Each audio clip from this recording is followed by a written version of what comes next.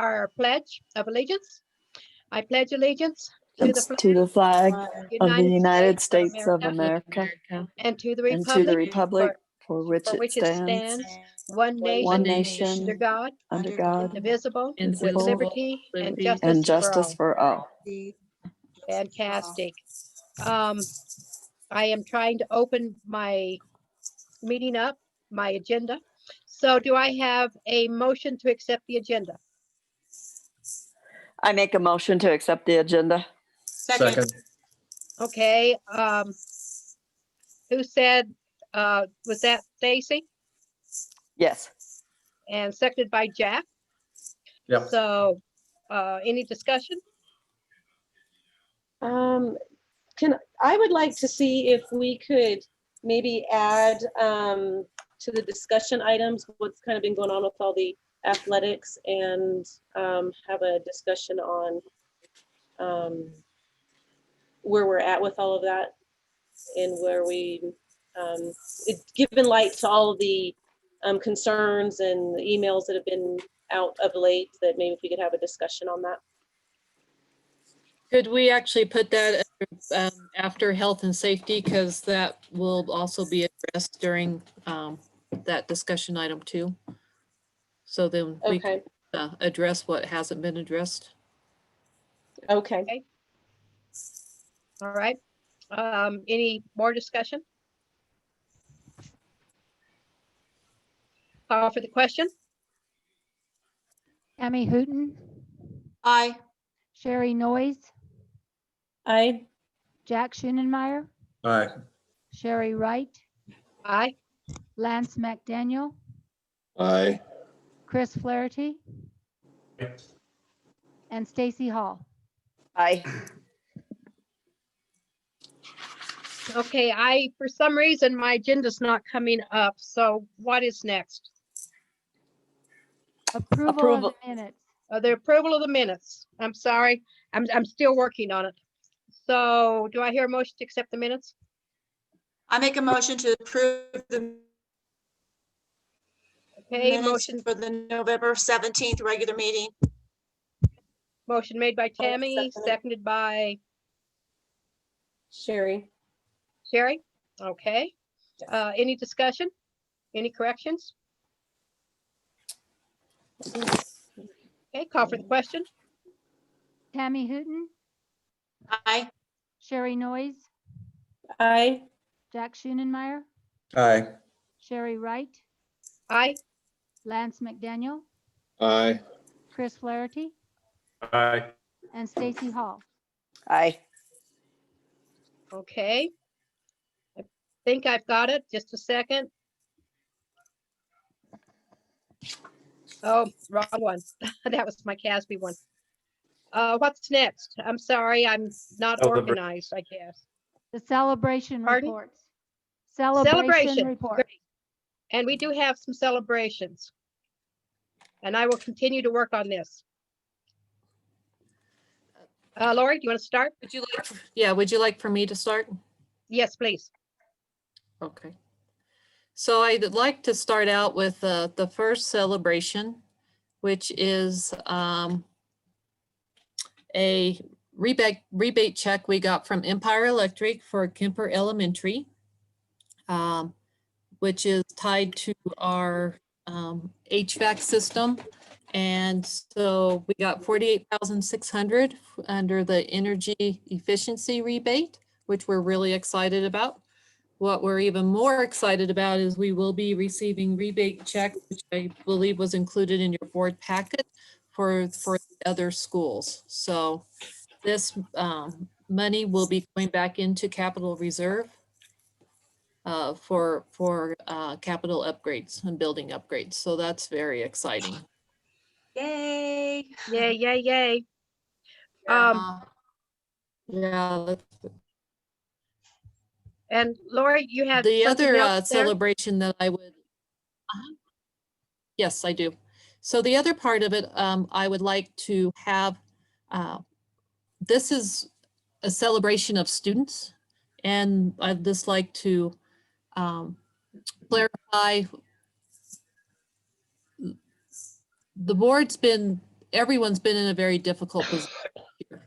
COVID has just brought in so many nuances, and especially at the board level with really making some tough decisions and helping guide the district. And sometimes other things get into the way as we have a balancing act of truly what is the right thing to do for our district. And we need to bring it back to kids. Yes. With this, let me share. Can you see that? No. No, No, only I can see it. Okay. All right. Let me pull it back up.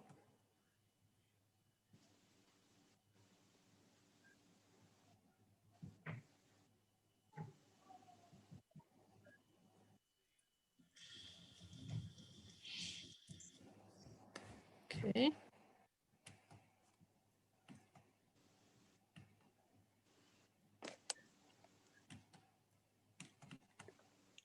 Okay, so this is. There we go. I'm going to show the first part of this and then the last part. I wish I could show the whole entirety, but it's 17 minutes. But this is a highlight of the cross country team this year.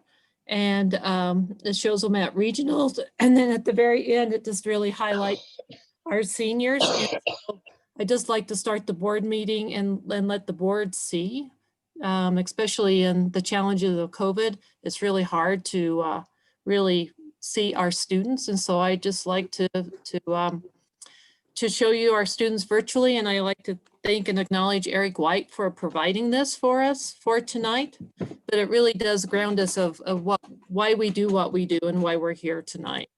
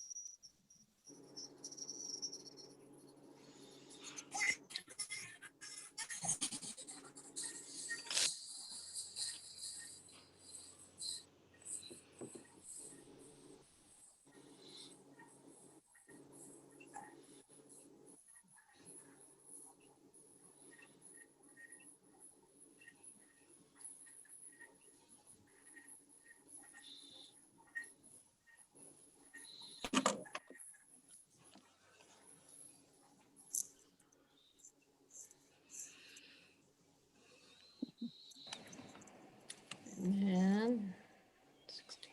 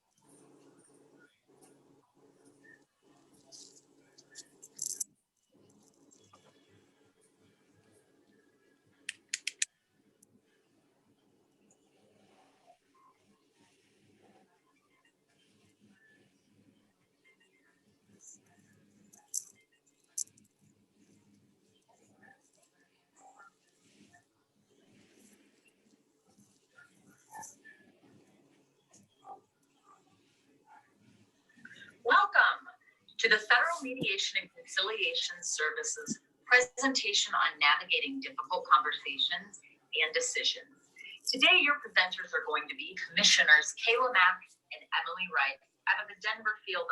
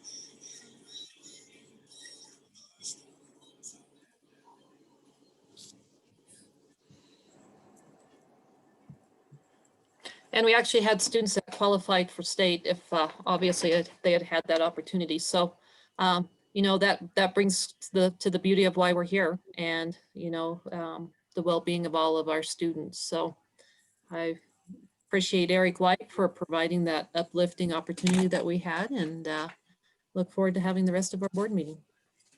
Hey, thank you. Does anybody else have celebration reports? Okay, let's move to superintendents. Lori?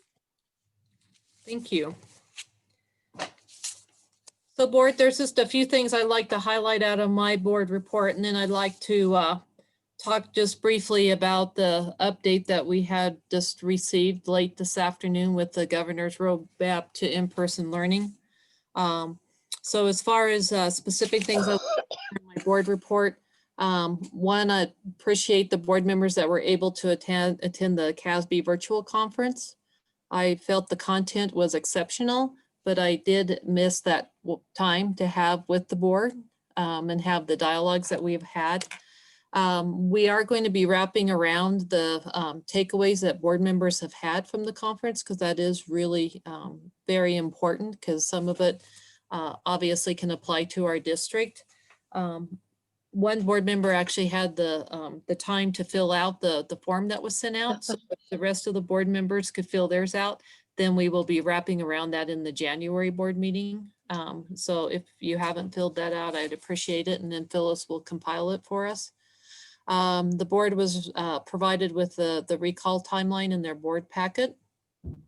Carol Mahasey will be going over the charter school renewals that the board received in their board packet. The purpose for tonight is the board will be hearing the charter renewals, and you'll have them for the next month. And then the board will be asked to vote on the recommendations from the superintendent in the January board meeting.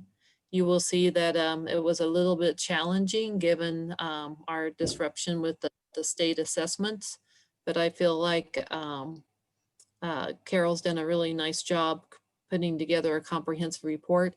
Monday evening, we delivered the reports to all the charter schools boards. Apparently all charter schools have board meetings on the same night. So we're very busy Monday night. And then also the board will be asked to vote and approve the 2021 budget. And I'd just like to acknowledge Melissa Bruner for all her work. And the budget reflects the conversations that we had in our work session. And then also the board will be asked to approve our new finance director tonight, Kyle Archibek, in the consent calendar. And I'd like to welcome him. He'll be starting on January 4th per board approval. And then I really would like to acknowledge, and I'm sure not to say that she may be celebrating this as her last board meeting after many, many years of attending board meetings. But I really do want to acknowledge Melissa Bruner for all her dedication and time, and to say I highly respect her decision to have more time with her family and to enjoy JJ for the rest of his senior year. And I do appreciate her offer. And so we'll be working out a mentoring plan for Kyle, where she will be mentoring him, which will be the first time in quite a while that we've had a finance director with a strong mentor. And the rest of it, I will be happy to entertain any questions from the board on the other things I have not covered. But I'd like to talk a little bit about where we are in our journey and as the landscape with COVID changes. And I did send out to the board just an hour ago, because it was very late today, that we received the governor's roadmap to in-person learning. And this was created from a committee that was brought together of parents, teachers, paraprofessionals, board members, superintendents, principals, and they really looked at the criteria needed for one, what's the criteria in CDPHE, and then also what is needed to be able to bring our students back in person safely for our students and staff, because that's the goal of all of us, is to have our students back. I mean, as we just saw from the video, you know, that's where the magic is in education. So during our discussion point tonight, as for the health and safety, we will be looking at basically what our current guidelines are. And then also we included the changes from the governor's new guidance for schools, which does show some additional latitude. During the discussion tonight, this will be very important that we have the board's feedback on this, because we're kind of, as we go into this landscape, we can either stay in the current landscape that we currently have, or there are some adjustments that we can potentially make under these new guidelines with what we know about the virus in relation to the schools, which basically shows the transmittal rate within the schools is very small, and that the majority of the virus is coming from the outside into the schools, which still has a very, very strong impact on our schools. You know, the number of teachers and staff that we had out on quarantine prior to, Thanksgiving break, and we didn't have enough staff in some of the schools to be able to safely staff our schools, let alone provide quality instruction. So that's, so it'll be very good to have this discussion with the board. I do want to, again, thank the Clinical Health Advisory and just acknowledge the research that has been used this fall in bringing information to the board. And I appreciate the board representation on this advisory council, and just where we are. Planning out 3 weeks is a very long time, where we were at this time. Usually we're going into next year and planning the following year. And now we're planning for what school's going to look like after Christmas break. So it's definitely been a change as we go into, I'm going to say, this current landscape, because the more we know about the virus, the more the guidelines change, and being respectful and thoughtful about what's best for our students and staff.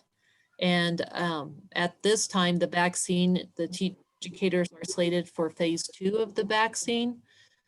In the governor's meeting with the superintendents yesterday, he did say that he anticipated that with phase 2, that would mean that educators would be having the opportunity to receive the vaccine, but that would be later in the spring.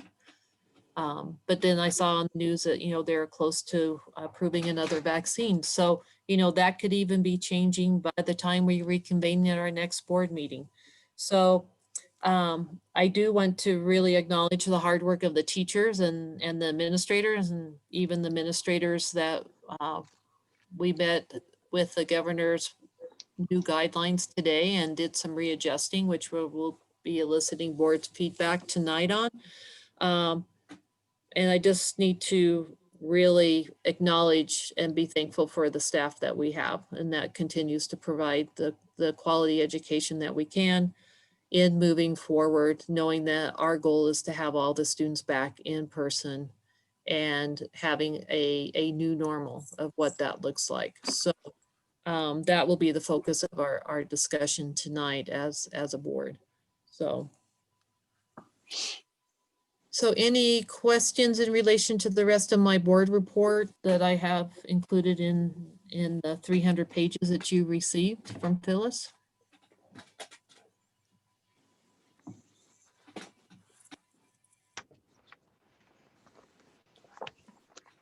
Okay, thank you.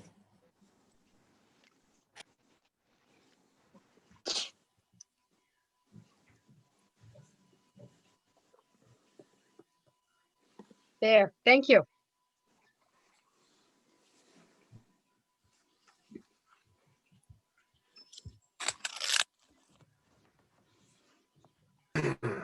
Try again, Carol.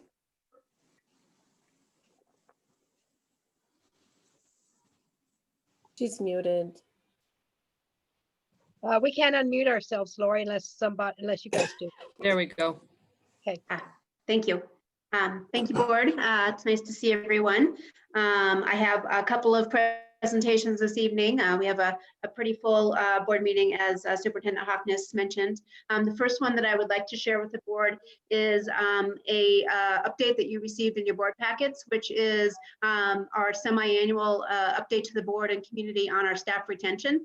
As Superintendent Hockness said, students are the heartbeat of our district, and then the staff is really the lifeblood of supporting those students. And so ensuring that we're supporting our staff and our teachers and retaining them is a really high priority for the district. And as you'll see from my report that I will be sharing with you shortly, and if you've had a chance to preview it, there are definitely some challenges facing us in that area, both locally, regionally, and then also nationally as it relates to teacher retention. So I will be sharing that information with you now, and as soon as that presentation and discussion is completed, I will also be sharing with you the recommendations on teacher renewal. Okay. Give me just a moment to pull that up. Okay.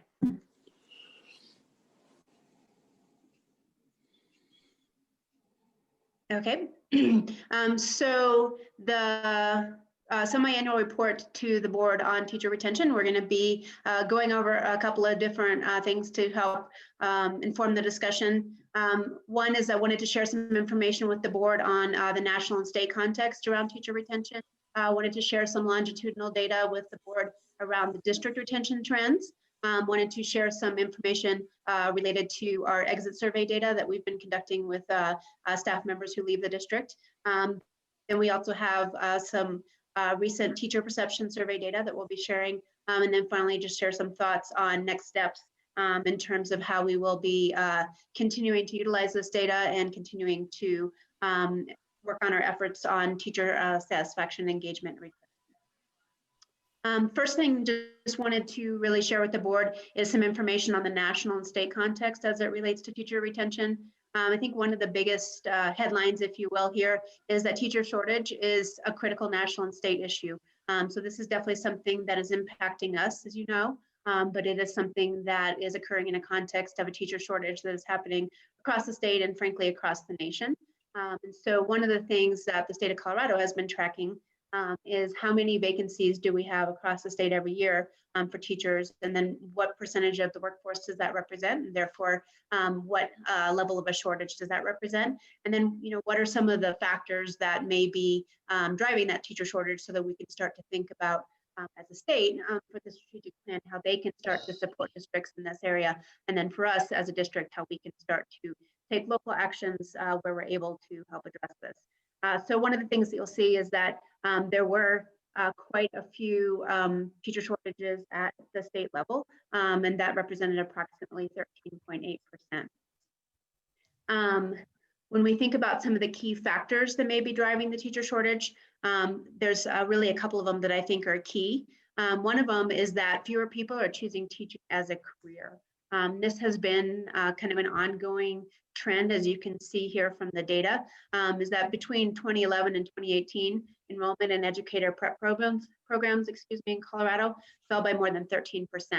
So that's the number of students that are entering a teacher prep program has declined. And then we also see that the number of students who have entered a teacher prep program who actually complete it has also fallen. And in that case, it's fallen even more dramatically. So, so we see that the percentage and number of students that are choosing teaching on the front end is declining over time. Another aspect of that is that nationally, they're seeing that even of the students that complete the teacher prep program and graduate from college with a teaching degree, sometimes up to a third of those individuals do not actually enter the teaching profession. So one of the key drivers is that we have fewer people choosing teaching as a career. Another dynamic that is occurring is that we're seeing that new teachers who do make it through the teacher prep program and do enter the teaching profession are also leaving the teaching profession at a more accelerated rate than maybe we've seen in the past. And so the current estimate that I found is that between 19 and 30% of these new teachers will leave the profession in their first 5 years, and that many of our most experienced educators are nearing retirement.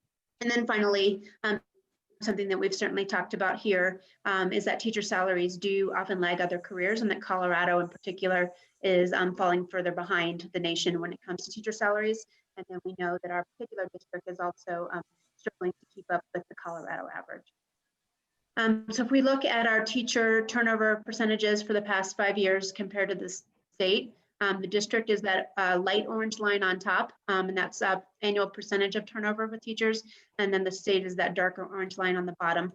So you can see that consistently over the last 5 years that we have been above the state average. The state average has been pretty consistently between 16 and 17%. And our annual turnover rate has vacillated between the high point 26% and then most recently down to just under 20%. So some positive movement, but still significantly more than we would like to see.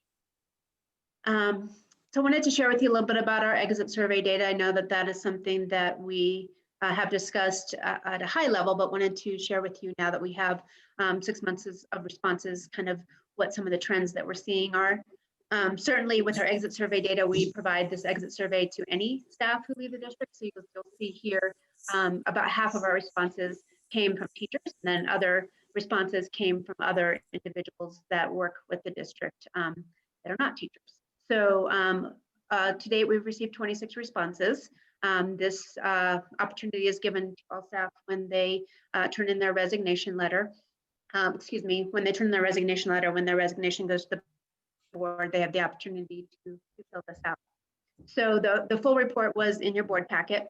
So hopefully you've had a chance to review all of the details, but wanted to highlight some of the key findings for the purposes of this evening. So one of the questions that we ask is just an open-ended question, which is, why are you leaving RE1? And so here you can see the top 5 reasons kind of grouped together by the percentage of respondents that indicated that this was the reason they were leaving RE1. So taking another position was high up there: retirement, salary, health, and that, you saw the data that followed a gamut of everything from COVID concerns to just personal health issues that may have cropped up, and then other is just a variety of responses that didn't fit into any of these categories, but there wasn't any clear theme with those, but you were provided with the specific data there. Another open-ended question we ask is, what can RE1 do to build a better work environment? And here you see the top answers, again, grouped by the percentage of employees that included this in their answer. So one of the categories was communication and employee voice. And we'll talk a little bit more about that later when we look at the teacher perception survey too, because that gives us an additional information about the experience of our current teachers as well. So that was one that was cited by individuals who were leaving the district. Another one was better salary and benefits. And here again, you can see that correlates to one of the reasons why people are leaving the district.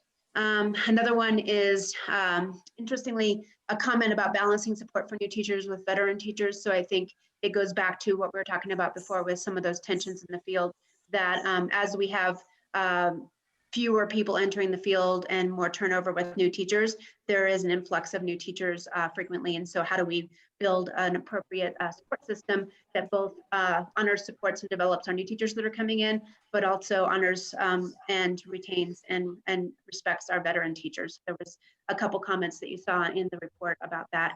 And then again, there was some other suggestions that were in there that you saw in the full report. So one of the questions that we had was, so similar to the earlier slides, we always want to look at our own context, and then we want to ask, how does this compare to what others are experiencing across the state or across the nation? So we did find a study that looked at national exit survey data for teachers specifically. And so this was a national scan of exit survey data for teachers that were leaving voluntarily without retiring. And these were kind of some of the top rationales that they gave for leaving. So it's fairly similar. You probably see some of the same things that we talked about both in our exit survey data and also in some of the trend data about teacher retention, that in people's personal life circumstances change, they move, they decide to start a family, that type of thing, that some folks do leave the profession and go into another profession. And then you see that there's some structural things with accountability and assessments that we didn't necessarily see in ours, but are in the national data. Salary is also in the national data. And then this kind of idea of teacher voice is also reflected in the national survey data. So you see some similarities to what we saw in our exit survey data. You do see some differences around some of the structural elements. And then you see some similar things to what we talked about with the national trends in teachers leaving the profession altogether. So that is really our kind of teacher retention trends and our exit survey data. One of the things that we want to make sure that we are paying attention to as part of our overall teacher retention is not just what do the people who are leaving us think, which is incredibly important to know so that we can continue to improve our practices. But I would say equally, if not more important, is what do our current teachers think and how do we make sure that we're responding to their feedback. So one of the things, we've always done a teacher perception survey on an annual basis. And we typically do that in the spring is our normal practice to do that around February and then bring that feedback back to the schools so that they can incorporate that into their planning. This year in particular, because it's been such an unusual year, we really wanted to accelerate the teacher perception survey so that we could get feedback earlier in the year, so that if there's things that we absolutely need to make sure that we're paying attention to, that we're giving teachers the opportunity to give us that feedback earlier so that we can incorporate that into our planning for teacher support for second semester, and the principals can incorporate that and that they can be having dialogues with their teacher leadership teams and staff about how to respond to this feedback. So this survey was conducted, I guess, in November, and we did receive about 134 responses. And so I'm just going to highlight, you did receive the full results, but I'm going to highlight for the purposes of tonight's discussion a couple of celebrations and some of the data that supports that, and then a couple of areas that were identified as areas where we continue to need to improve, and then some thoughts on next steps for that. So some celebrations that we definitely took time to celebrate with the principals is that there's a widely held perception that our schools are being led by effective leaders and teams. And so you can see the teacher responses there in terms of the percentages of them that agree that their school was led by an effective team, that there's a common vision, and that they feel comfortable raising issues with school leaders. So all of those are really strong celebrations. And I think when you look at the research on why people choose to work where they work and why people choose to either stay or leave their workplace, leadership is one of the driving factors that's in the research. And so we do want to support and acknowledge and continue to develop our leaders. And when I say leaders, I'm talking about our school leaders, our principals and assistant principals, but also the word teams in here. So we also want to continue to invest in teacher leadership and teacher teams. So that's a celebration. Another celebration is that our work on the big rocks and our 90-day plans is making a difference. So as you all know from our previous discussions about district and school improvement, that we've really been hyper-focused for many years now on data-driven instruction, culture and climate, and effective educators really support. And so you can see here the reflection in the data that there is an experience among teachers that these things are making a difference and that they are improving, that there are teachers are using data to drive instruction, that we do have a culture of respect and trust, and that students have someone they can go to, and that teachers are receiving support to try new things, to incorporate feedback into their practice, and that they do believe, many teachers believe that their professional expertise is valued.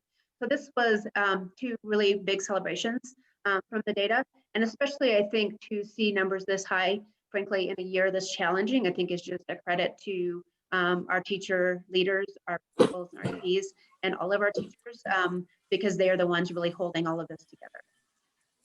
So those are some celebrations.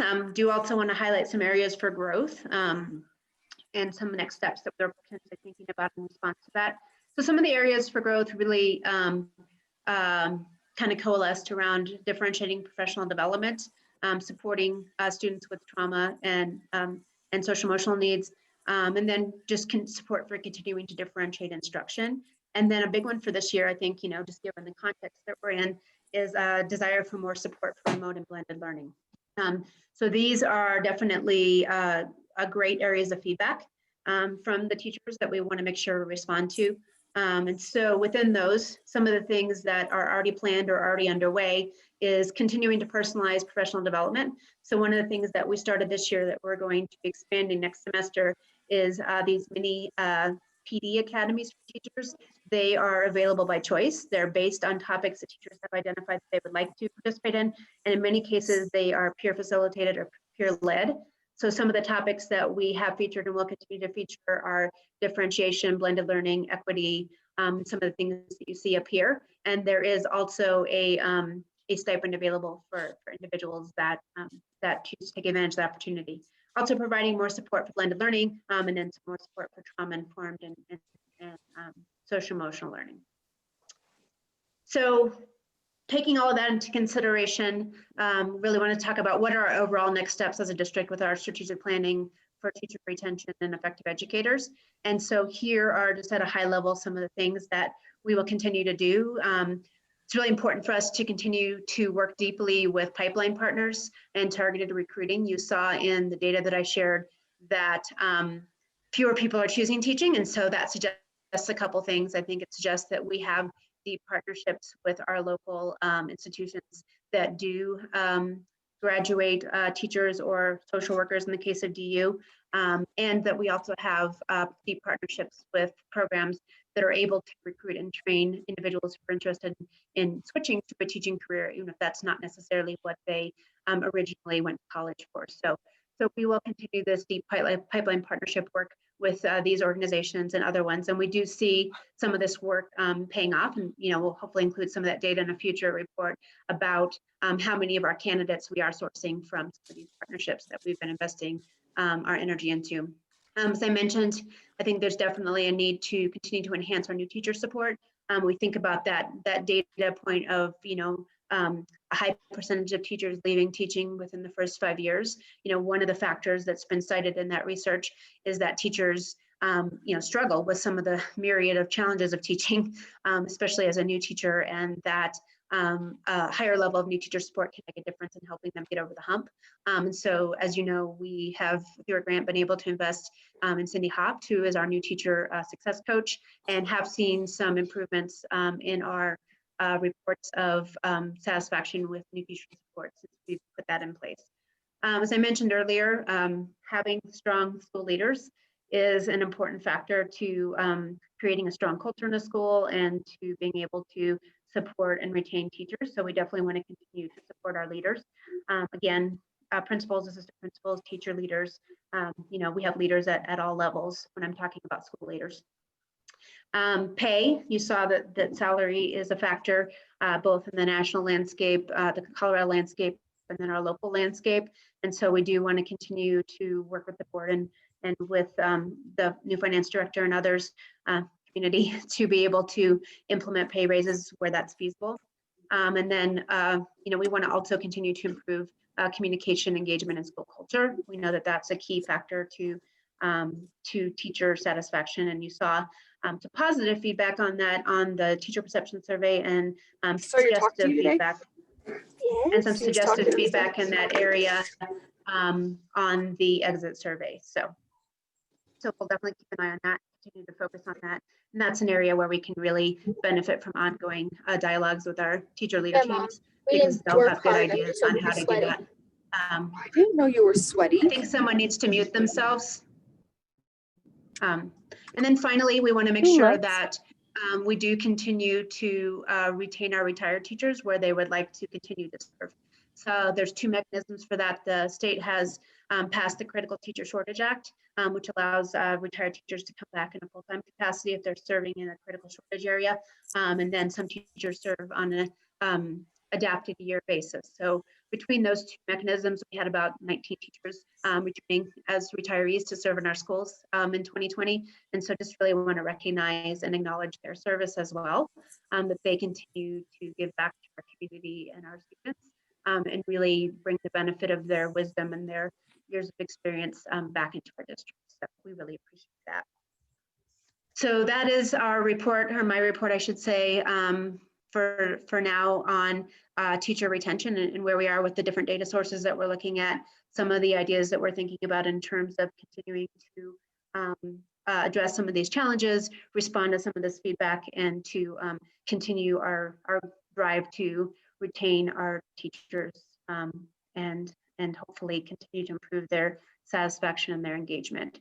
So as I mentioned, this is intended to be a semi-annual report. So then we would be bringing another set of data and follow-up information in spring, and then kind of using that as a look back, look forward mechanism throughout the year with the board.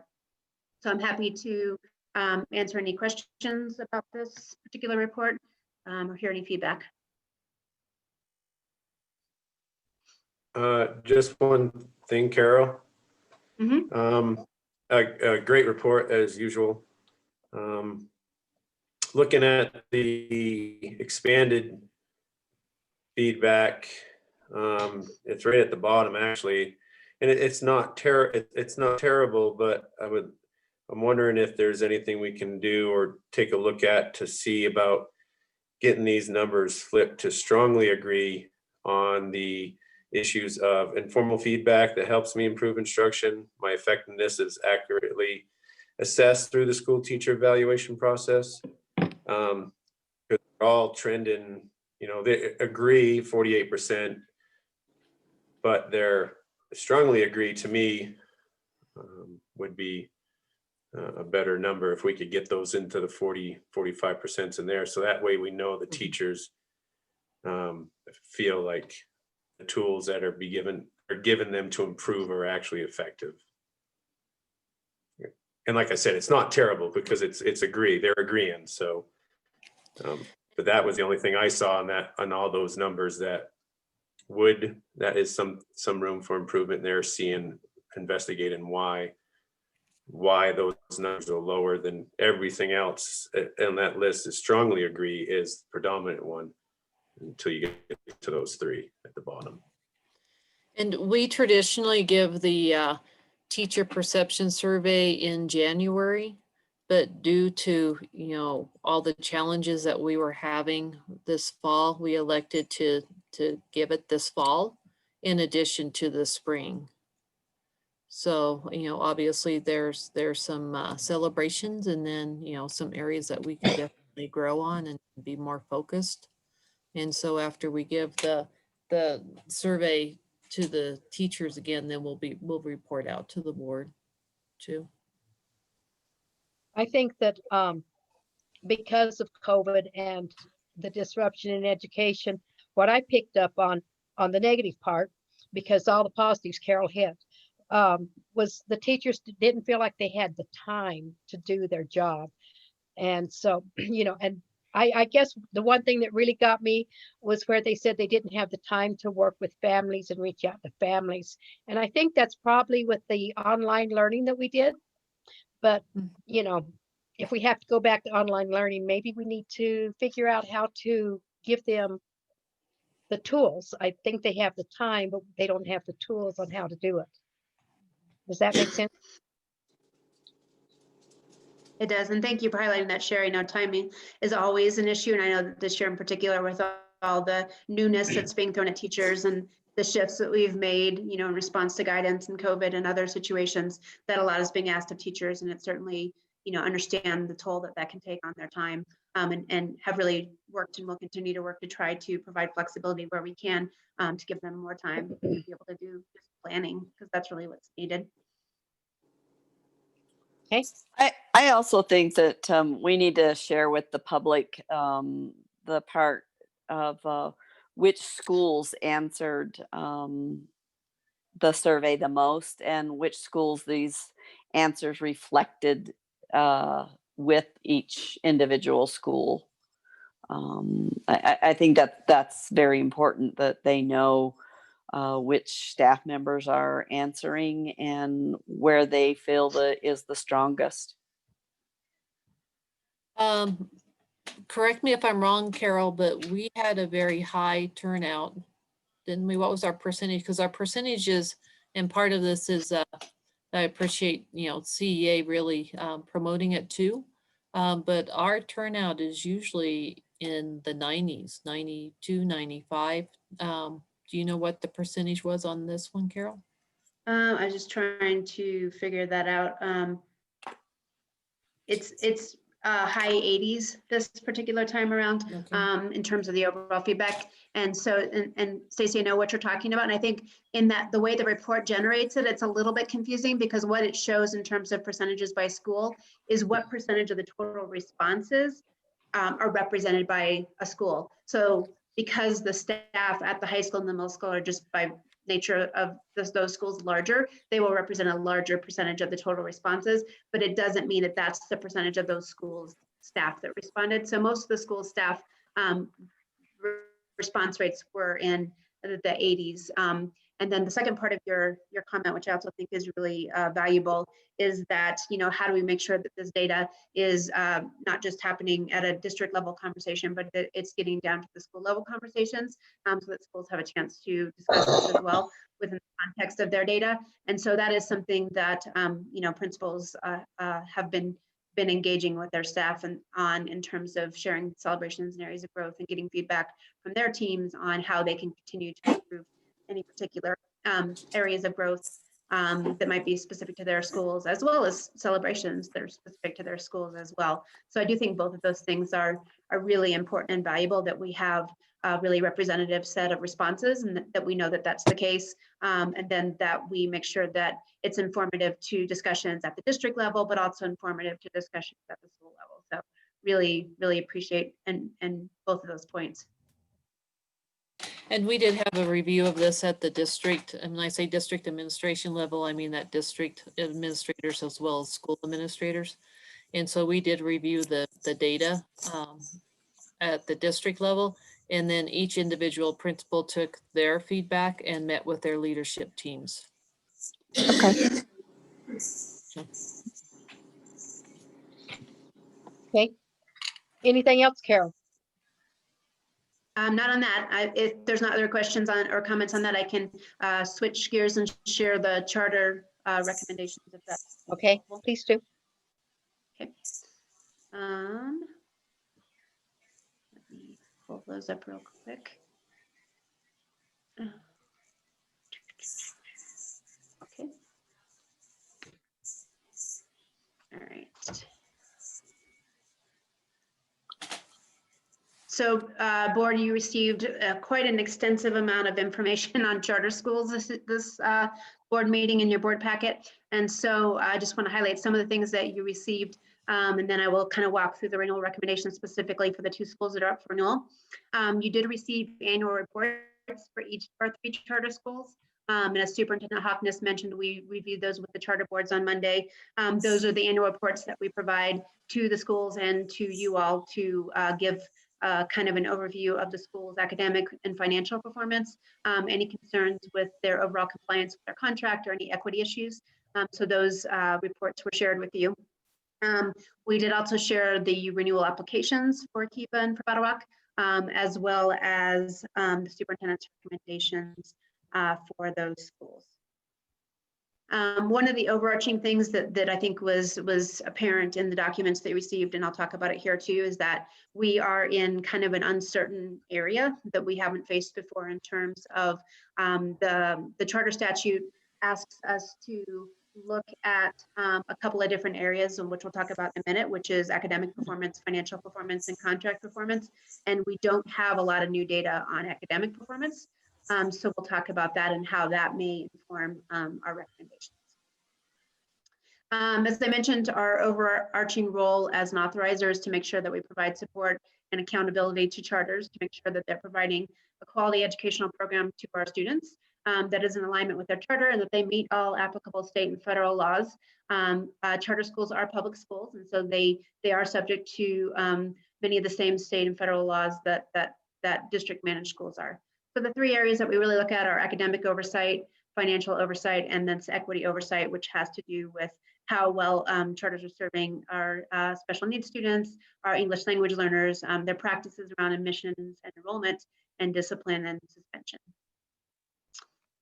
The Colorado State statute clearly outlines both the process for renewal and also the criteria that we need to consider for renewal.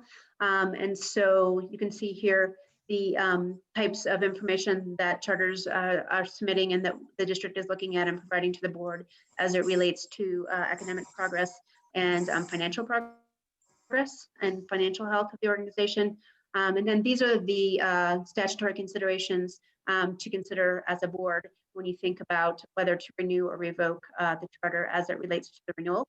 And so those are whether the school is meeting or making adequate progress towards meeting the conditions of their contract, whether they're making reasonable progress towards the achievement of academic standards and student performance, whether they're generally meeting accepted standards of fiscal management, and then whether the continued operation is in the best interest of people residing in the schooling district. And this one really is an overarching one, but it also tends to look at things like enrollment and parent choice within the context of the role that the charter is serving in the community. Our process is that we do district due diligence. So we do a review of all these areas, which were included in the annual report and also in the superintendent's recommendation. And then we provide the recommendation in the annual report to the board. We did provide information and have a discussion with the district accountability as well in December. And then the board will have the opportunity to vote on these applications in January. So as I mentioned when I was talking about the kind of context that we're in, one of the first things that we look at is academic performance, and we don't have data from last year, and that's true for all of our schools because of the disruption of COVID. So that means that we don't have state data, but it also means that we don't have a lot of the more nationally normed data that we would typically have, whether it's STAR data or NWA or things like that, that our charter schools also administer DIBELS throughout the year, because with the disruption of COVID, none of our schools were able to complete the end of year testing in a valid and reliable way. So therefore, the data that we're looking at when we make this recommendation from an accreditation and a performance standpoint, and that was included in the renewal recommendations, is data that is from the 18-19 school year. And so that's just the situation that we find ourselves in. So I did want to share just briefly, so it's Battle Rock and Kiva that are up for renewal this year. And I did want to share just briefly an achievement comparison so you can see a little bit of how their achievement compares to other elementaries in the district. And then this is CMAS from 18-19, and this is ELA. And so you can see here that that Battle Rock was fairly comparable in performance to the district in terms of percentage of students that were meeting or exceeding expectations, and a little bit higher in terms of percentage of students that didn't meet. Kiva was below the district in terms of students that were meeting or exceeding expectations, and above the district in percentage of students that did not meet. So that's ELA. In math, and again, this is 18-19 data, we see that both Battle Rock and Kiva are performing below the state, or excuse me, below the district in terms of percentage of students that are meeting or exceeding, and performing comparable in Battle Rock's case to the district and percentage of students that did not meet, and higher in the case of Kiva. So this is achievement. We also know and I didn't include the visuals of this, but it was in the annual reports. We also know that growth is an important component of how we think about the academic performance of these schools. And so when it comes to growth, Battle Rock in particular had exemplary growth in ELA. It was higher than any of our district schools and exceeded the state standards for growth in ELA. And then their math growth for Battle Rock was right at the just about at the meeting expectations perspective. And then Kiva in their 1 year growth, they were closer to the meeting expectations, so they were in the approaching category. So we do see some promising trends for growth for both of these schools. So that's something that we do want to continue to pay attention to. So kind of moving into the renewal recommendations. So one of the things that you'll remember that we've done in the past is that we have implemented performance-based contracting with our charter schools. This is a national and state best practice for charter school contracting.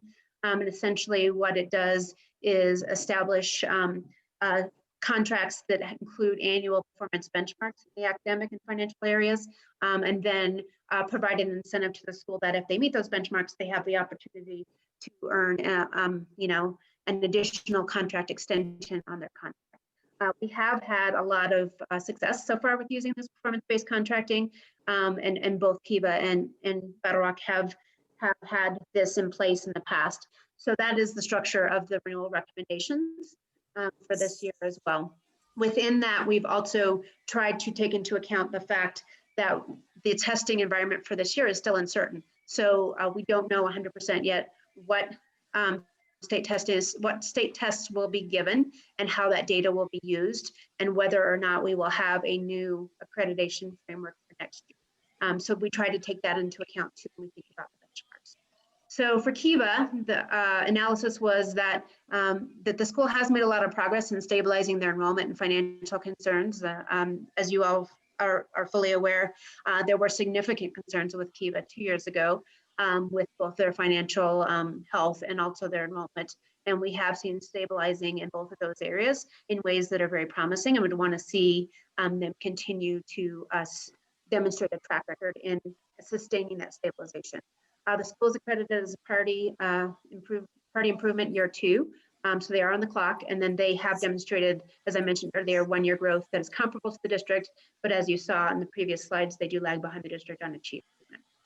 So the recommendation for Kiva is to renew the charter for 2 years with the opportunity for a 1 year automatic extension of the contract if they meet the following performance conditions. So here again, you can see the academic benchmarks and the financial benchmarks.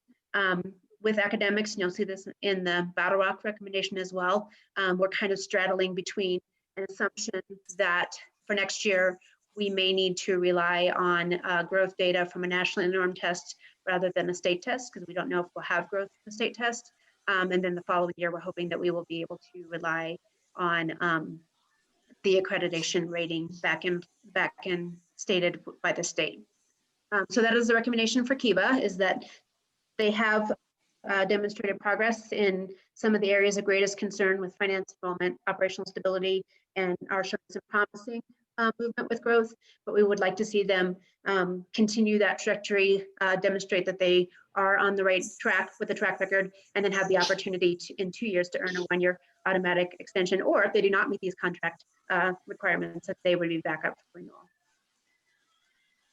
So for Battle Rock, we want to just really applaud Battle Rock. 4 or 5 years ago, they were also struggling with some financial concerns, and they were on turnaround, frankly, in terms of their accreditation. And so they have just really demonstrated a lot of work and improvement. So at this point, they continue to demonstrate increased enrollment. We have no financial concerns. They have a healthy financial outlook, and they're accredited as performance, which is the highest level of accreditation available. A lot of that is due to the growth that I mentioned, that they have exemplary growth in ELA and adequate growth in math, and that their achievement is comparable to the district in ELA, as you saw.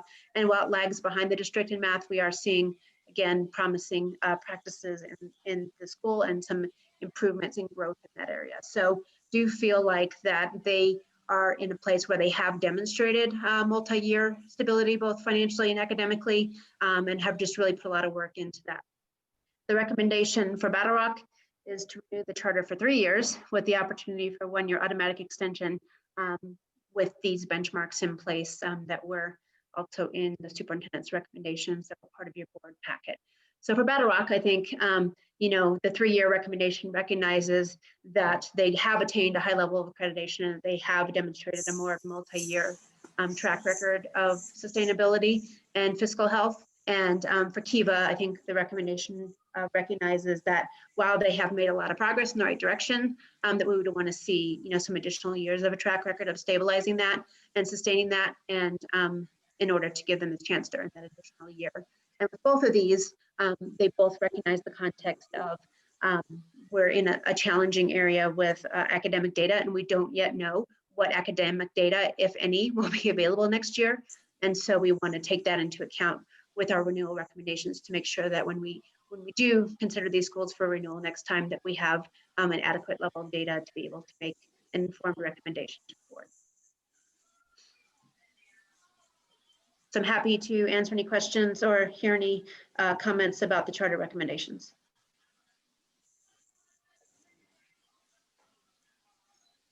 I'd like to tell you, thank you, that this was very thorough. I was able to read it and understand. Thank you. Thank you.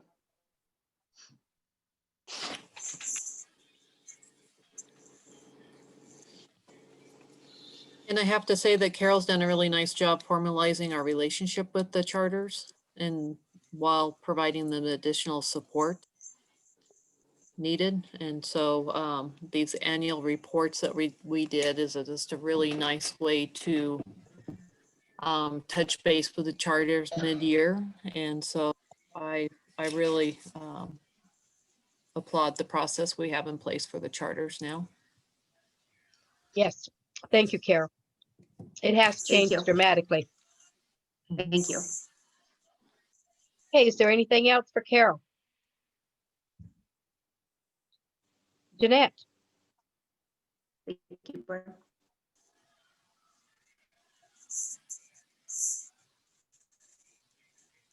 Somebody needs to unmute her. Good evening, board. There you go. I hope you're all well tonight. So my board report, you have it. It's just focusing on our program evaluation for this year. Last year, last year and even into the year before was the K-5 English Language Arts program evaluation. So now it's secondary English Language Arts program evaluation and our French course, our elective course, which their materials have not been updated in more than 7 years. So it's time to look at that program and the materials for that. The other is an update on the READ Act. So there's been changes with the READ Act and a requirement for professional development. Originally, this professional development needed to be completed by the end of this school year. It's 45 hours that they're requiring kindergarten through 3rd grade teachers to have professional development in early literacy. They have, due to COVID and the pressures that's put on, extended that to January 2021. I've been communicating out this information to our teachers through our newsletters, through a informational meeting, and just trying to keep abreast of that, because it is a kind of a short timeline when you think about 45 hours that need to be completed for that requirement. So it was just an update to you to let you know about that postponement or that extension for that requirement. So that's the essence of my board report this month. If you have any questions, I'd be glad to answer those. Any questions for Jeanette?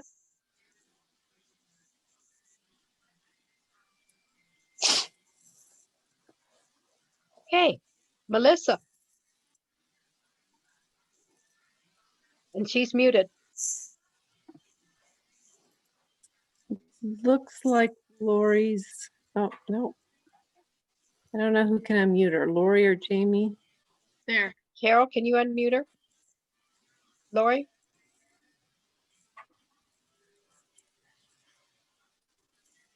Looks like everybody's muted. Mute, unmute, go, go, go. There you are, Melissa. You're on, baby. Most of the information I have in my packet has to do with pieces that come on the action agenda. One of them is the mill levy certification, and then the approval of the December budget adjustment. So unless you have any questions, or you can ask me when we get to that point, either way. I have a question. When you start working with Kyle, do you want a board member like Tammy? I always volunteer her to come in and kind of explain to him what the board expects? Or can you do it without the board interfering? You cut in and out. Could you ask me that again? I said, does a board member like Tammy, since she's treasurer, need to go in and talk with you and Kyle and explain what the board expects out of their financial reports? Or are you comfortable doing it yourself? I'm comfortable doing it, but maybe after a couple weeks or so, we could have Tammy come in and do that together. That would be no problem at all. And my next question is, Tammy, is that okay with you, since I'm throwing you out there under the bus? I'm very comfortable with that. She likes the Okay, bus great. ride. Thank you. She likes that bus ride. She does enjoy it, doesn't she? I keep her on it. Okay, does anybody else have any questions for Melissa?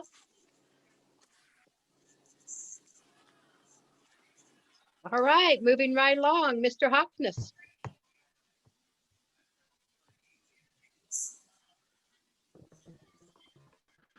Okay, there it is. Can you hear me? Yes, we can. Okay, perfect. Thank you, board. I provided you with a report as well with 4 components that I will go through as quickly as I can, and please feel free to ask any questions you'd like. I'll go ahead and start off with the Lewis Areola playground and the speed limit out there at 491. There was an excellent newspaper article in reference to that by Jim Nimiaga in the Journal recently. Perhaps you saw that, but as you know, we've been involved in ongoing discussions with CDOT, the regional, Region 5 over in Durango, about hopefully reducing the speed from 65 miles an hour to anything less than that. I think we all know it's an incredibly busy intersection with County Road U. It's on top of the hill. There's many kids that get dropped off by parents at the start of school and at the end of school. And we started off with the individuals in CDOT, and then basically went up the chain of command. They've done everything I feel like they could at this level, and including the regional director and their boss out of Denver. Our last meeting was somewhat at a standstill, and I let them know this is nothing personal, but we'd like to meet with the executive director, Shoshona Liu, for CDOT, and she actually was in our meeting last Thursday. We had a lot of support with the PTO out at Lewis. That was incredible, and it's very important. It shows you how well that works when you get parents involved. And, you know, it's all about school safety, as we've always said. If it's about school safety, it's a win-win situation. And Jim Parr did an excellent job also articulating the scenario with the car crash that happened there on the 14th of February or earlier this year, as I know you're aware, but it was definitely an act of God that we weren't in school that day.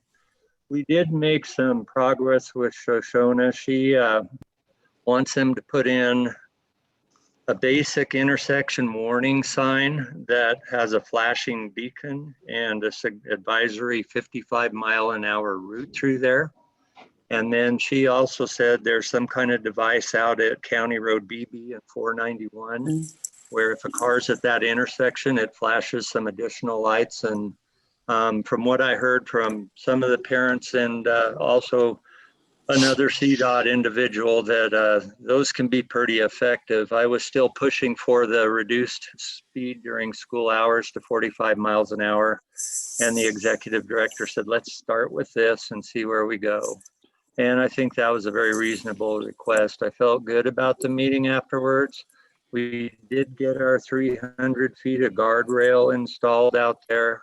And so we're moving in the right direction, and ultimately moving that playground also, I think, is something we need to highly consider.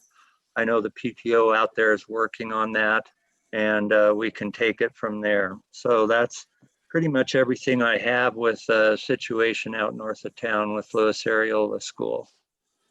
Any questions on that before I go to HVAC board?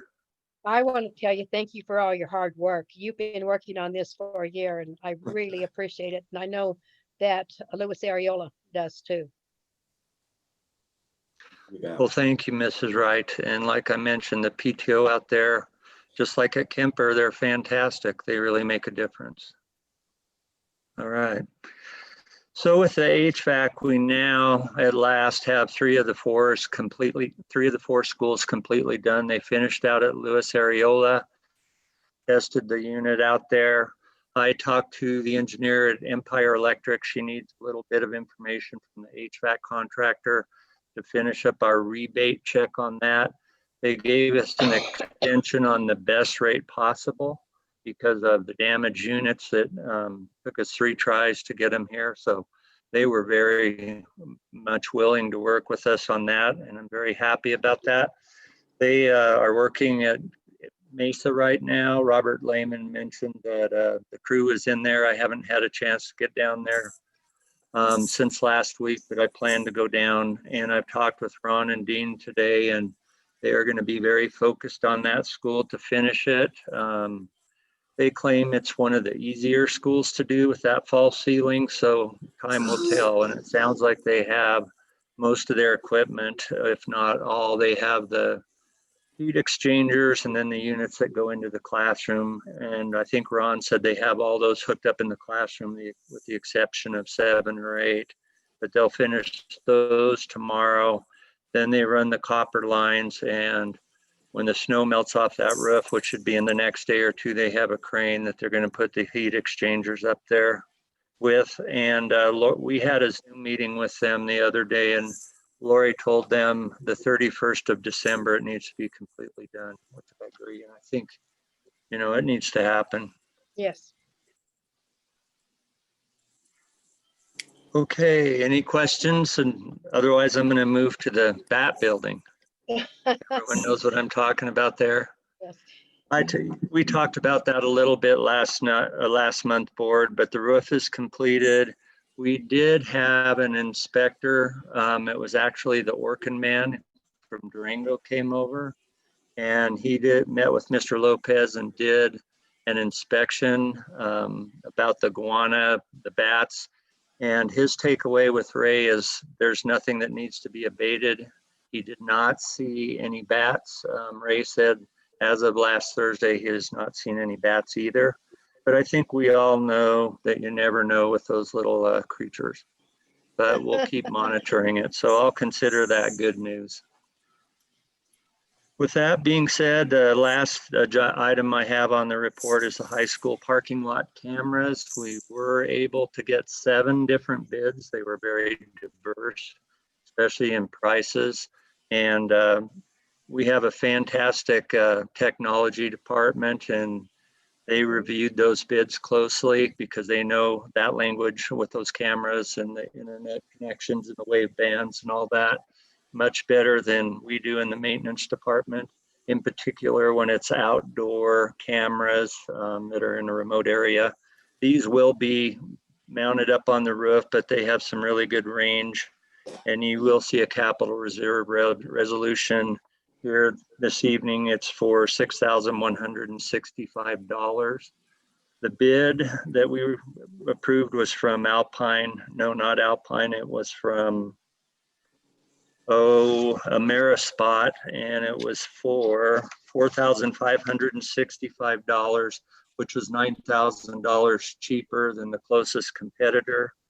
But Mark also wants to upgrade it to a 16-channel DVR so we can add more cameras down the road, because the bid has enough for 8 cameras. And he also wants some specialty cable and some mounts and some things like that. So the total for this is a little bit extra. It'll be $6,165, as I mentioned. And that's everything I have. When I read your report, I want to tell you thank you, and to Mark for thinking forward, doing the forward thinking instead of leaving us in 2 or 3 years going, oh my gosh, what are we going to do now? So thank you for the forward thinking. Yeah, and thanks for working with us as well, and I appreciate it. Thank you. Mr. Hockness, I do have a question, and this is in regards to the high school parking lot cameras that we're having put in. I guess my question would be why we wouldn't be able to do something like this. I know out at the bus barn, I know there was something talking about having to dig underground or whatnot, but I mean, with the bus garage, that being like our first point of the day where our buses are, where our bus drivers are, and we've had a couple of issues before. I'm saying like the safety, like you would want to start there, and keeping our bus drivers and our students safe. I know that in one of our last meetings, it was because of the price and because of having to dig a trench. So I was just curious, you know, if we could or could not, if you could explain to me again why we could not do something like this out at the bus barn. Yeah, and I was not the one that explained that to you, Mrs. Noyes. I think that was Mr. Knox. And from what I understand out there, it's so cost prohibitive because of all the trenching involved in running power and those kinds of things. The technology involved that Mark talked about, basically, I think he articulated that to you in the last meeting, maybe not the last one, but the one before I was not in that meeting. But really with the situation that I heard about too, with the theft of the gasoline, and then some guy on his stolen motorcycle with 2 gas cans aroused suspicion, and then he apparently passed out in the lot and was found by the employee the next day, which could be a dangerous situation. I know they did put some game cameras there and thought that might be better, but I kind of wonder about a security alarm might be better, because you do have internet connection there, you do have power, you have those kinds of things, and that would be more proactive. Cameras are pretty much after the fact, and same thing with our warehouse too. Yeah, just for clarification, it had to do with the internet and the broadband width. Was that what it was? Okay. For where the location of the warehouse is. I just remembered something about being financially fiscal unless we wanted to spend close to $6,000. That's what I remembered hearing something about that. So I was kind of curious yeah, that if the game cameras didn't work, then we could look into spending more money to actually make it happen. Yeah, So. okay, and I haven't heard anything about that, but I can follow up with Lena and Mark and just see how that's going. Yeah, Okay. we can definitely do that. But I do know it had to do with the internet and the bandwidth of where the location of the warehouse is. So. What's Jamie, the range on those cameras at the high school? The range will not meet the farthest parts of the southwest corner of the park down by the soccer field. Mr. Flattery, it will cover all through the front and then on the north side towards Walmart and back behind, as I understand it. But I remember Mark saying it would be a little compromised to get all the way down there, because that is a long distance there, and the DVR is going to be in the penthouse up on top of the building. And I don't know, I think we do this, and, if it comes down to it, trenching, not through the asphalt, but, on the gravel along the side of a sidewalk and putting a pole down there by the soccer field could be an option down the road. Again, we would just need to get the price. That'd be ideal to have, stands out there in all our parking lots. But again, the cost is critical, and then we really don't want to dig up the asphalt unless we feel like that's the most important thing to do. Understandable. Thank you. Thank you. Not many kids park down that far anyway, so I think we'll be okay. Mm. Hey, Well, anything thank you, else? Board. Board reports? Anybody have anything to say? Board requests and report.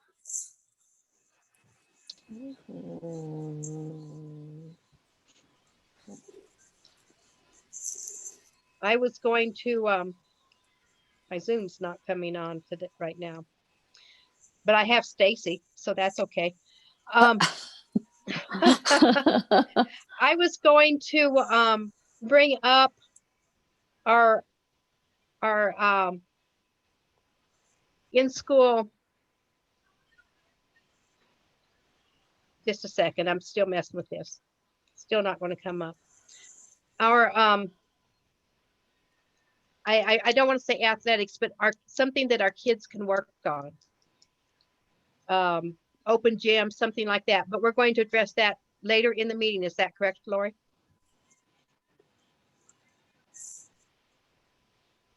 Under health and safety with the discussion with the board, that will be a component of it.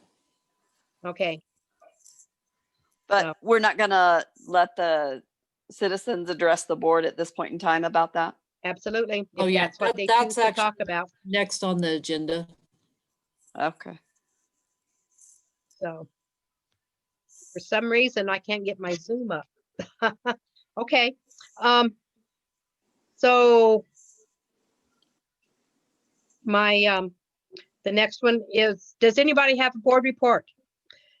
We're going to discuss CASB at the next meeting, correct? And if the board members that attended CASB, if they could fill out that form and then give it to Phyllis, and we'll compile it so we can have a thoughtful discussion. I have been working on it, but since my accident, my mind is a little slower than normal. So I am. I will have it ready by then. Okay, we're ready for citizens address the board, and my problem is I cannot get my Zoom. I can get Lori on here right now. Can anybody help me out here and tell me what to do? Is it just your video or what? So you can only see me? Well, now I can see Chris. So go to what? I think what she has is the person that's speaking. Picture comes up. I did go to Zoom, and that's where I'm getting. You can. I can't get the full thing, and I can't read the chats if I don't have it up. Oh. So if I back off and come in, can I do that? Because I really want to be able to read the remarks. Mm-hmm. So I'm going to back out for just a second and come back in, okay? Does that make sense?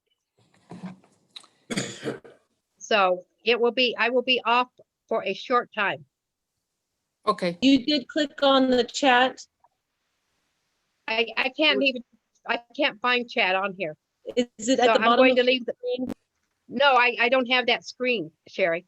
Oh, I'm you going don't to, at all? at all. I'm going to exit. I think. Am I still on? You are. Okay, I guess I can't even get off. So. Oh, I'm on. Good. Okay. I don't know what I pushed, but I did something. I did something. But- So okay, we're opening up for the community. Folks in the community, if you have anything to say, type it in. We will read the remarks and try to answer every one of them. But when you start repeating yourself, I'm going to shut it down. So feel free to start doing your chat. It is open now.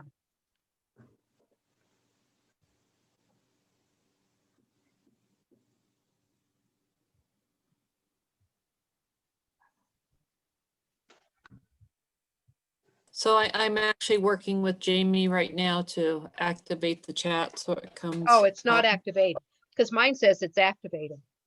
There it is. So I've got a test on there. Okay, now it is. Okay. All right. Sorry, I miscommunicated. It is open now. So I know a lot of people have had questions and had comments. So please feel free to share.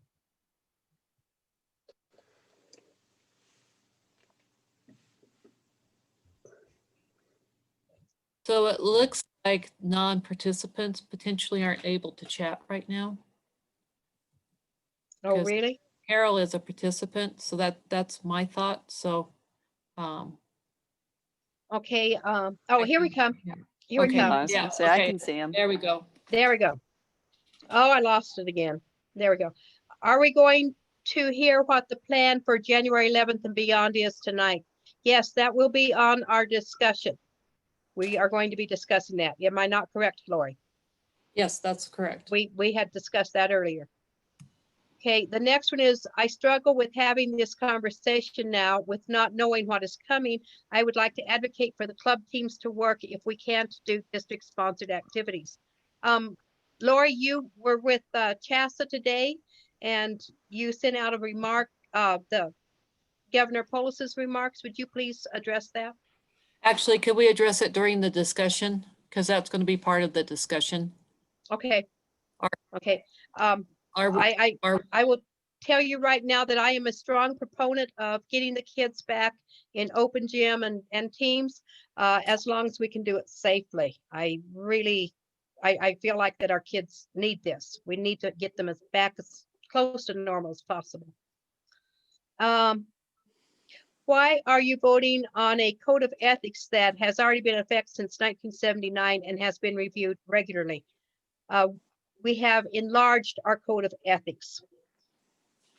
We are doing a different, we've enlarged it. Our code of ethics originally were stating what the board could do monetarily and when they could vote and not vote, and we're just expanding it. And we are following CASB and NASB on the code of ethics.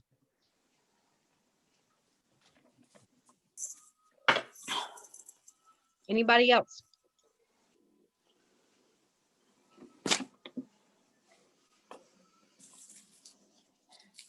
Do they, okay. Here we go. Who can we get information as to, this is moving. Who can we get information to as to why sports cannot happen with other schools in Colorado when other schools in Colorado are having them? They are intramural, aren't they? I mean, well, it also depends on where they are with the COVID dashboard too. Okay. On how districts are handling that. okay, and this will come up in our discussion later. It's definitely not one size fits all for the state of Colorado. Nothing is. It reads word for word the same as the one Denver sent me. I don't know what that is. That's her response to the code of ethics. Okay, I don't know what Denver sent you. I just know what we've been working on. What about the concerns the kids have, and do you know they want to be back in school? The mental health of our kids is very important, and it seems like it is not a concern for the district. I can tell you right now, it's a very strong concern for our district, and we have talked about it at every meeting. And so if you haven't participated in this, then you would not know that. We are going to be discussing when the kids are going back, but at this time we are planning on our kids being back in school after the first of the year. And then the next comment is they are having open gyms and Mancos and Dolores are practicing. Open gyms and competing are two different things, correct? That's not participating in sports. That's just open gym where they can practice and it cannot be mandatory. Am I correct in that, Lori? That's correct, yes. Okay. Why does Lori never answer parents' emails? Actually, I do answer parents' emails if it pertains to student achievement. So I'll be Okay. happy to follow up with this inquiry. Okay, thank you. Thank you.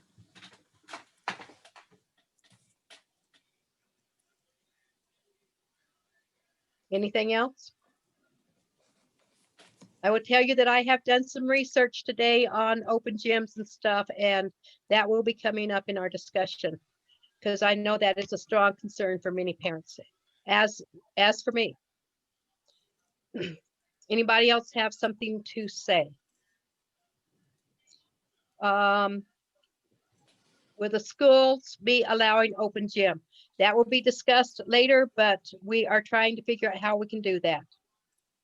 Why is Cas the only school in Montezuma County not in school? COVID is not going away. School needs to be back in session for our kids. I'm going to let you answer that, Lori.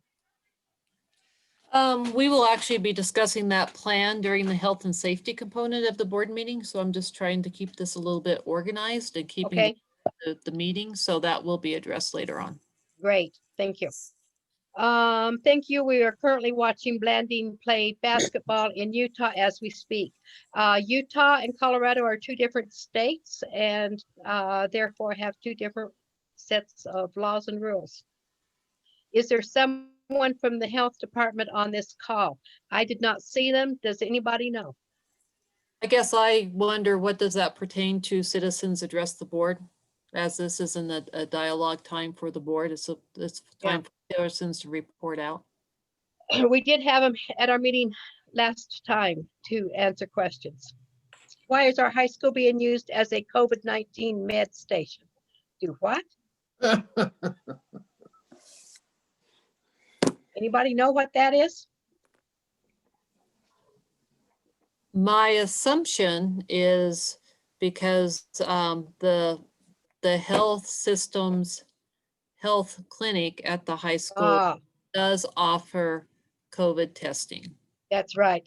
That would be my assumption. And it's the health system. Yeah, it's the health station. It's part of the health system, and the hospital reports are at the high school, which we are very fortunate to.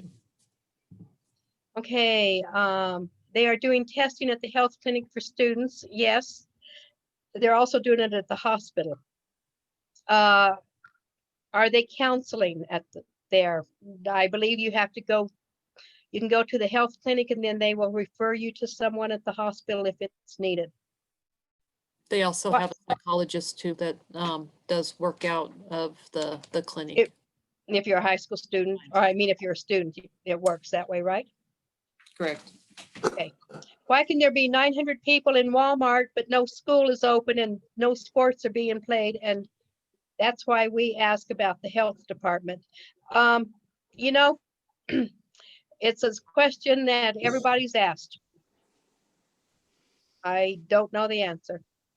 Well, the health department last month stated that it's an exposure rate and exposure times. You know, and then also with us at school where there's staffing issues prior to the things shut down. You know, even in the latest report now, we're at a 35% positive rate in the community testing rate. Yeah, I agree with Chris. And in Walmart, the chances are that, I mean, and most people, not everybody is fairly careful there, but the time that you interact with another person is generally a matter of seconds, not hours as you would be in school. So it's not at all analogous. Well, and I would like to make a comment about why we don't have school. We had teachers quarantined and we did not have enough staff to support our schools. So we had them out with COVID and quarantined, and we did not have enough staff. So you need to be aware that we're working as hard as we can with that. Will you be letting the community know where tax money will be spent now that kids have not even been in school or buses being ran, etc.? They may not be in school, but we still are teaching kids. We're doing online. We're still delivering lunches. There's still a lot that we are doing. If I may interject, we actually have our monthly financials posted on our website for financial transparency. So they're welcome to go on and look in the context of the website for our whole budget. Thank you. How many of those 35% are kids? That I do not know. Chris, do you know? Jack? Lori? No, I don't know. No, but children are asymptomatic spreaders. Right. So this is bigger than the school itself. It's a community issue. And there is contact tracing. We just went through it. Yeah. I don't think the county's doing the contact tracing anymore. We were contacted by we were just contacted by them. I was told they weren't doing it anymore. It wasn't. They were finding it wasn't effective or cost effective. I think part of the issue too is there's with the increase of COVID cases in our county, they honestly cannot keep up with the demand. And I think that's correct. I think that at this point, this is kind of getting out of hand because we're not medical physicians, and I don't want to go into our masks are mandated due to health, and I cannot tell you how they're getting infected because I don't know if they're wearing them. I know that the teachers are encouraging it. I know that when I'm in town and it's lunchtime, I see kids wearing them, but I don't think that me answering that question is even there. Even during the beginning of the semester, they couldn't even be in the gym without a mask on. How did the virus spread with the school walls? They come from the outside. They don't come from inside. I don't know what no there isn't is in there. So will you be putting the payment to AmeriCorps on hold since our children are not allowed to use their schools?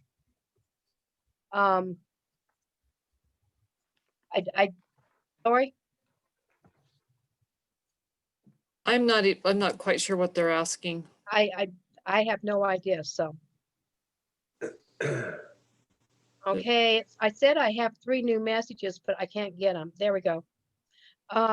When we have some of the lowest numbers in the state, why don't you fight to keep them in school? We are not Denver.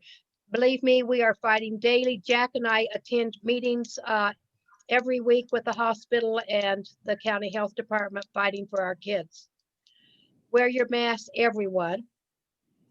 No, there isn't contact tracing. That's what that means. Okay, I didn't, because I don't go out much. I am never contacted anyway.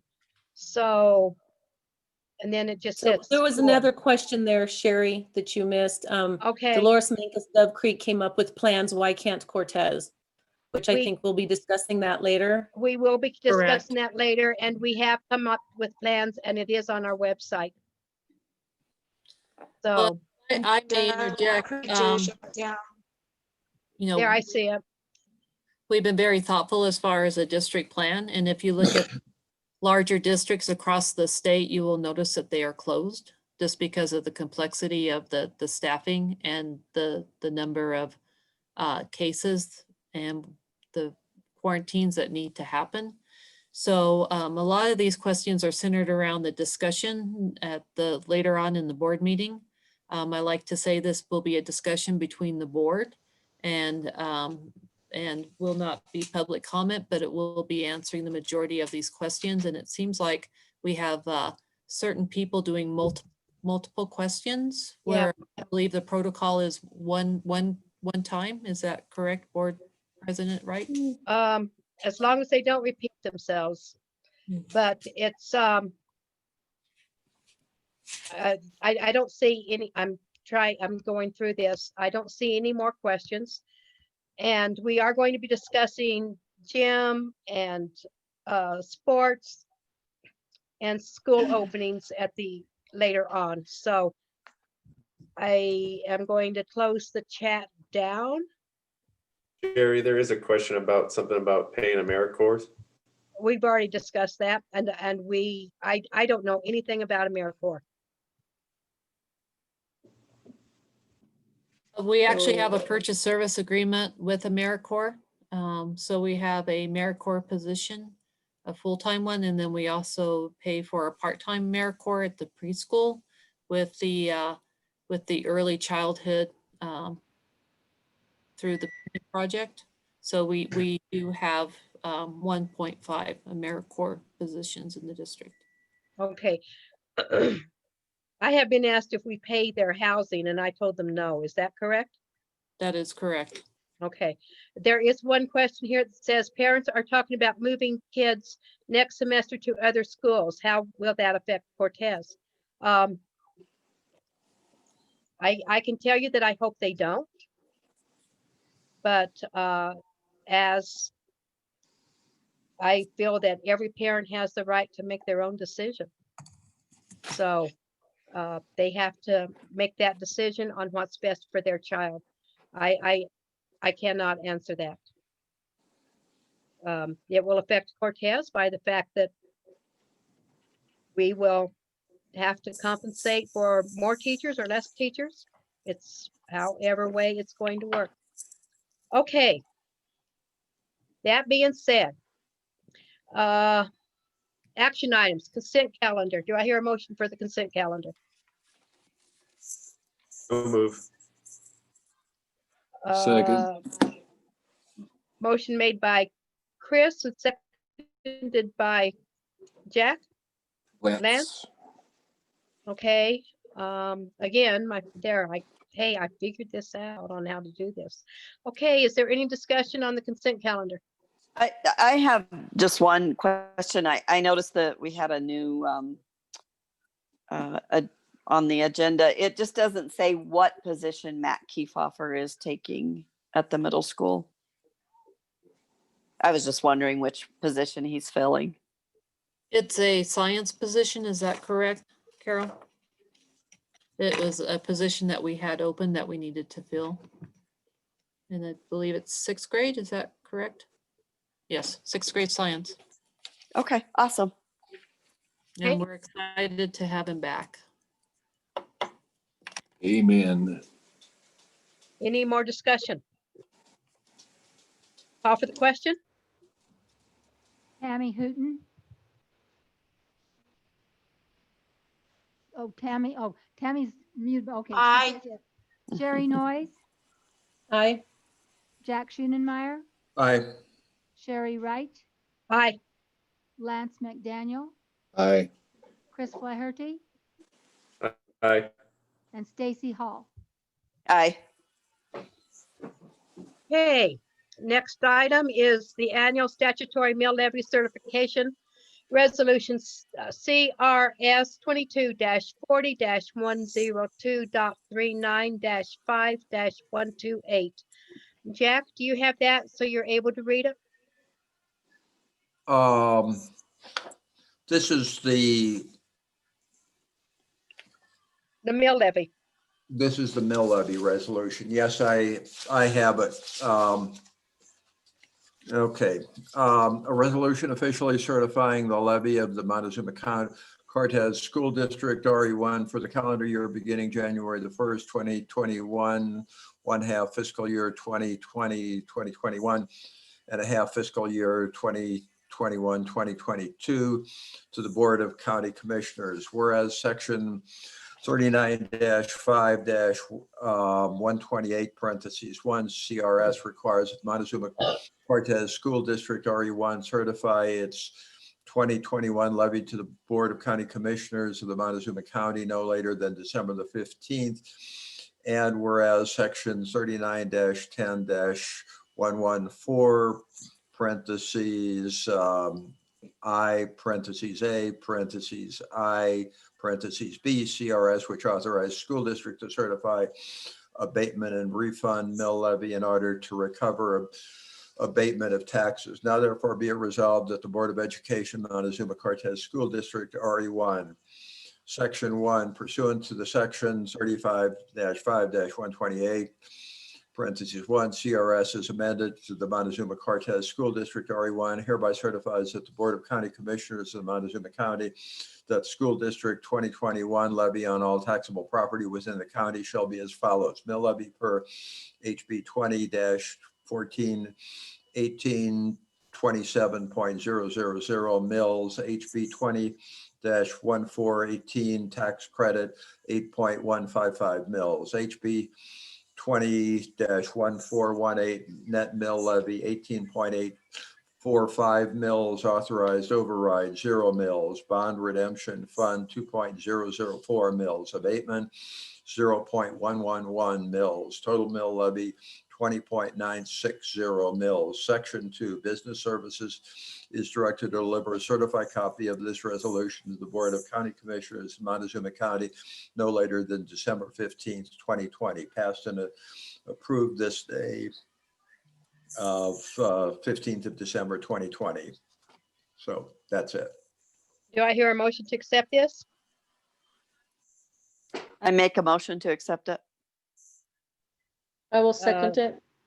Okay, motion made by, I'm not sure, Tammy? Oh, Stacy. And seconded by Sherry. Is there any discussion? Call for the question.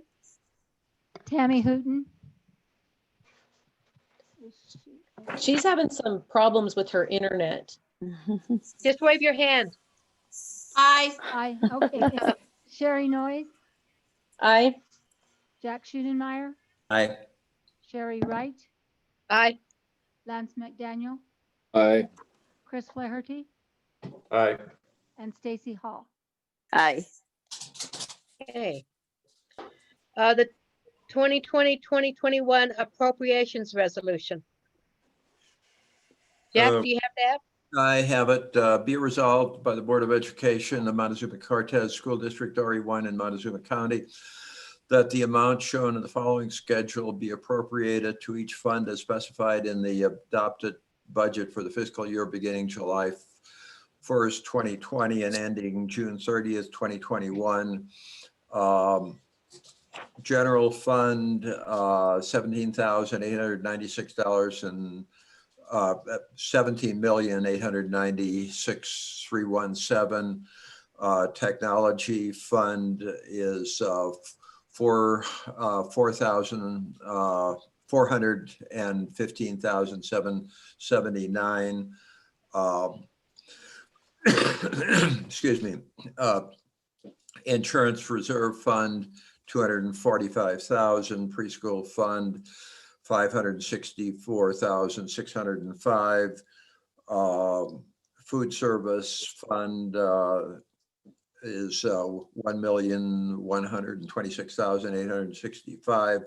Capital reserve special fund, 0. Government designated purpose grant fund, $5,503,405. Government designated purpose fund, charter 0. Pupil activity special fund, $821,628. Full day kindergarten fund, 0. Transportation fund, 0. The special reserve fund, 0. Bond redemption fund, $1,425,228. Capital project funds, the only one that's not 0 is capital reserve. Capital projects fund, $1,907,300. enterprise funds, 0 internal service funds, risk-related activity fund, $3,510,036. Nothing for trust agency funds. Total appropriation is $33,970,730. Do I hear a motion to accept this?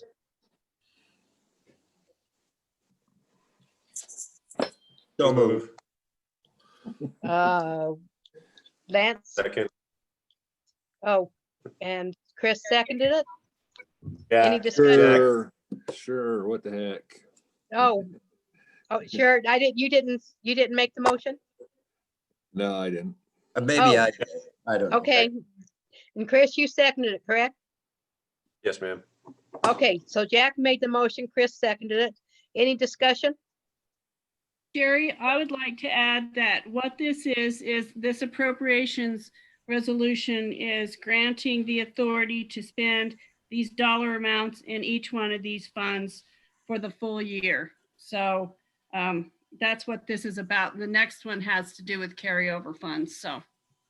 Okay, so this one will answer the questions that they were asking on the budget on how we're spending our money. Is that correct?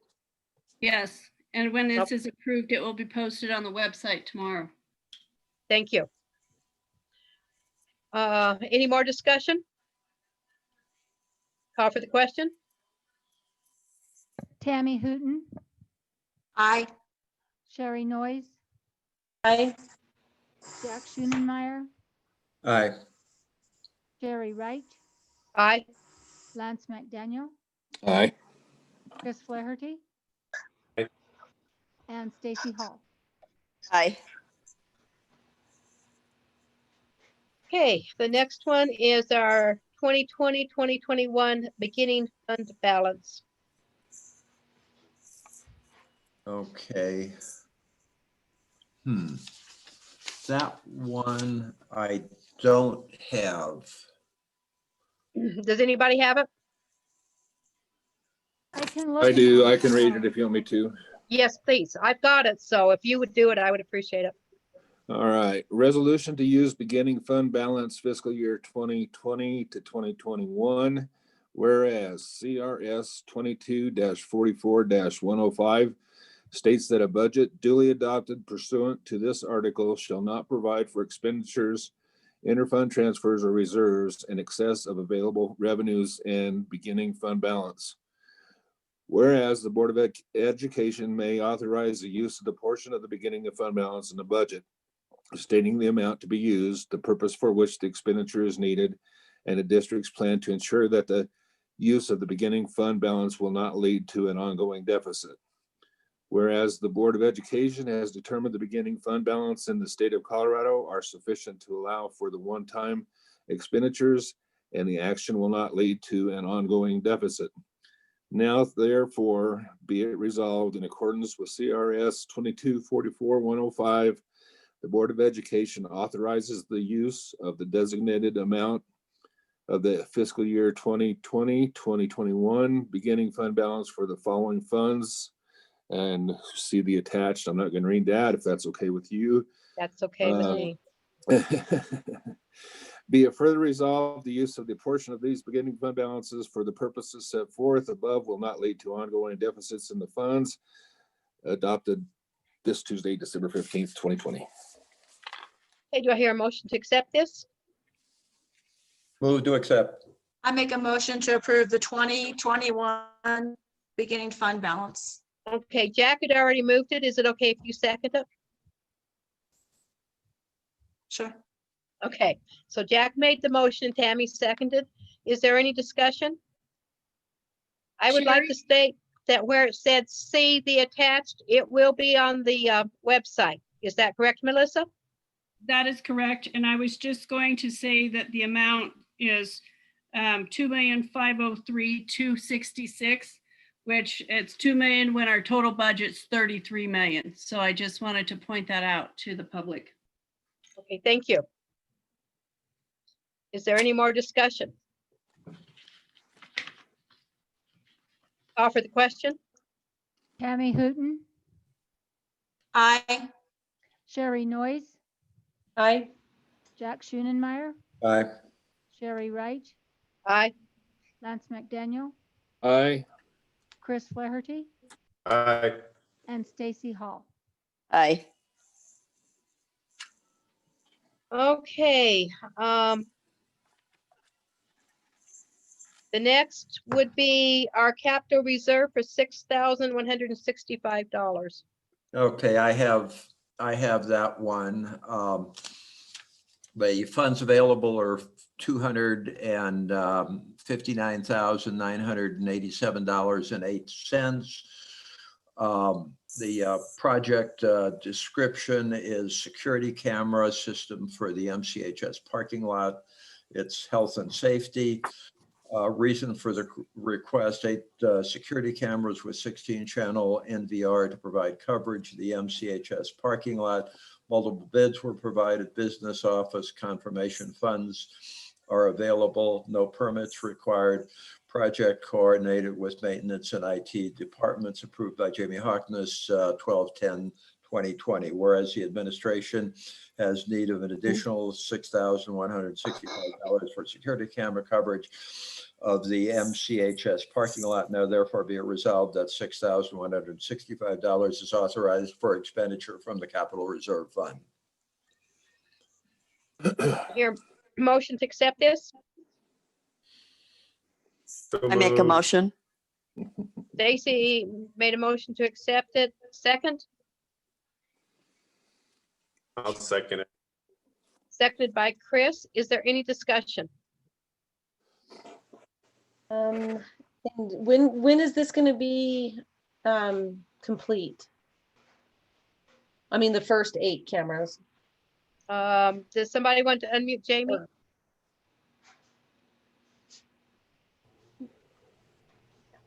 I'm not sure when it's going to be completed, but after it was accepted, or if it was accepted tonight, we were going to purchase the additional equipment. Okay. Jamie, did you want to add anything? Jamie Harkness? No, this is Jamie Halkins. I second what Jamie Johnson just said. If it's approved, I think they can get going quickly on it. They just need to order some supplies. Okay. Thank you. You bet. Jamie, will it be in, say, by spring break? I would certainly hope so. I know with the Marispot, we've had a pretty good response from them with all, he's the same guy that did all the elementary schools when the board upgraded all those cameras, Sherry. Oh, okay. So He was fast, yes. All right. Any other questions? Call for the question. Tammy Hooten, Tammy? I'm going to assume that's a yes. Sherry Noyes? Aye. Oh, okay. Thank you. Sherry Noyes? Aye. Jack Schoenenmeyer? Jack's gone. Sherry Wright? Aye. Lance McDaniel? Aye. Chris Flaherty? Aye. And Stacy Hall. Aye. Okay, the next is our policies for our second reading. I have to go on to find that policies second reading, pull that up. Sherry, I think we're doing the first reading first. That's item F. Oh, okay, sorry. Let me go on to another page then.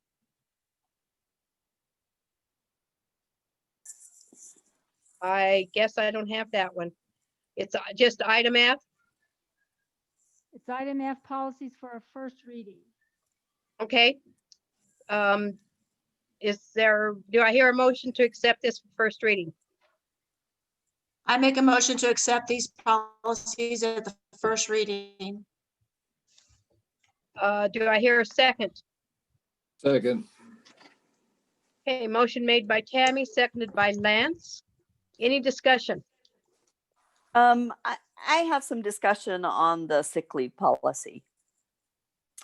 I feel that these are all good ideas for the here and now, but I feel that our school district needs to look at the sick leave policy, and it needs to have some real work done on it for the betterment of our staff. I think that we all agree that our staff are professionals and responsible adults, and that they should be looked at that way in this sick leave policy. I think that this district needs to look at going to a PTO for our staff. I think it could be a real recruiting tool to bring in new people and to retain staff as we have it, and not naming it solely as sick leave. I think it again needs to be looked at as a paid time off, and we give our staff and teachers the discretion to use it that way. Of course, we always need some rules to go along with that, where it doesn't, they can't take these days off to extend vacation time like spring break, Thanksgiving, Christmas, 3-day weekends without some discretion there. I know of other districts that do it this way, and they give their staff the discretion to use it in the way that it needs to be used for them as a professional. And since we have gone to the remote learning, I know that sometimes those things are because of substitute issues and those kinds of things.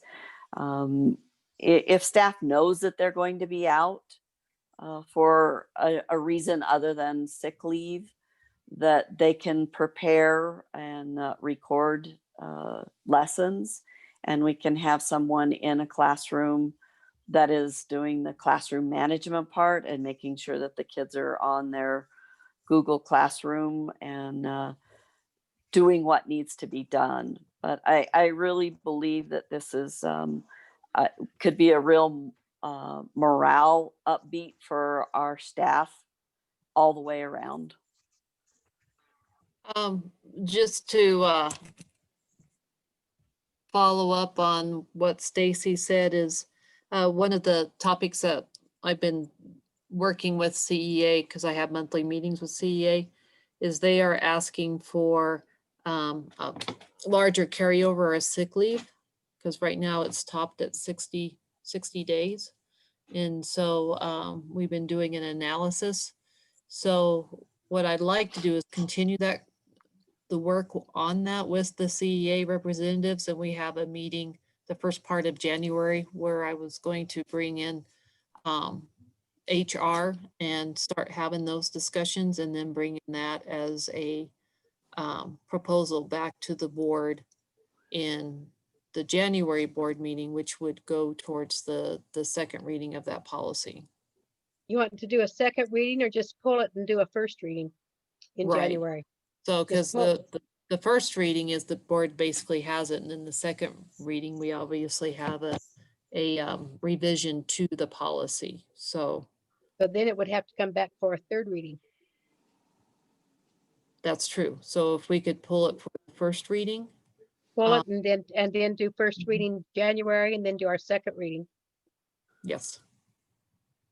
Stacy, is that okay with you? Yes, I like that. Okay. And that is very true, Stacy. Wherever we can definitely do things to benefit our staff, we definitely need to look at our practice and say, you know, this was put into place many years ago and is still reflective of current practice and the needs of the district. So. So who made the motion? Was that you, Tammy? Yeah, Do you want to amend your motion? I'll amend my motion by removing policy GRGG. Who seconded it? Lance. Lance, are you willing to second that? Yeah, yes, I second. Okay, is there any more discussion?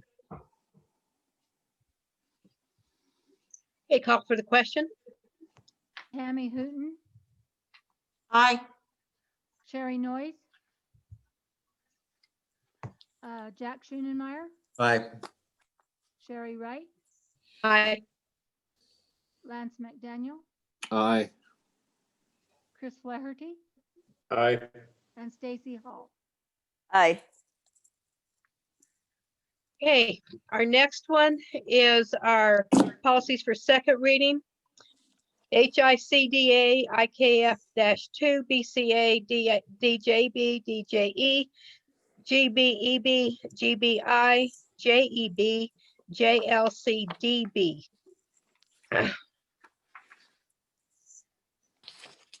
I hear a motion to accept these for second reading. I so move. Second. Motion made by Jack, seconded by Tammy. Any discussion?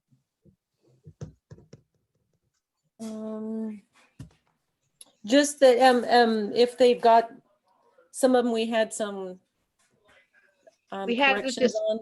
right on the early graduation. There was some questions on that. Mhm. So does somebody want to bring that up? Yeah, I'm going to bring that up. After rereading that last month, and I thought about it. And I know that we wanted to take the wording would and take the wording may and replace it with would. And I just feel like we need to have some kind of area. I like the word may in there, where if there is some reason, there's always an appeal process. I mean, we have an appeal process in everything else we do in life. If you don't like a way a judge rules on something, or a way a jury rules on something, that you can appeal that process to the next level up. I think sometimes there may be some underlying issues that we aren't aware of as to why that might not take place. And I just think that we need to be able to have that in place in case there is that underlying issue. And I know that Jack asked, is there a specific scenario? I can't think of one off the top of my head that has happened in the last multiple years, but I'm afraid that there could be one, and then we would be stuck not having that in place. So you're saying to leave may in there, leave it the way it is now. Does anybody else have anything to say? I'm still thinking that with the verbiage afterwards, you know, saying that they have they've completed everything that's been asked of them. And I found in the past, anytime we've gone to policies, if there's any gray area at all, it's just a mess. It's a fiasco. And it can be taken out of context on both sides, and nobody really knows. You know, I think leaving the word will in there, because if they've completed everything that they've been asked to do, there should be no reason why they shouldn't. I can't, I'm like Stacy, I can't think of a reason that they wouldn't be able to, but I'm in favor of putting the will in there in place of may. So you're saying that you want the superintendent to have the last say on who can graduate early, whether they know the student or not. I mean, the board's always the last person to go to, but they have to have, if a person requests to graduate early, they have to have permission from the superintendent. Is that what you guys are saying? Well, Well- it states in there that they have to finish all the requirements to graduate early. But the superintendent has to say it's okay if everything's met. Is that what you're saying? Correct. And then there is the appeal process that it can go to the board to review the superintendent's recommendation.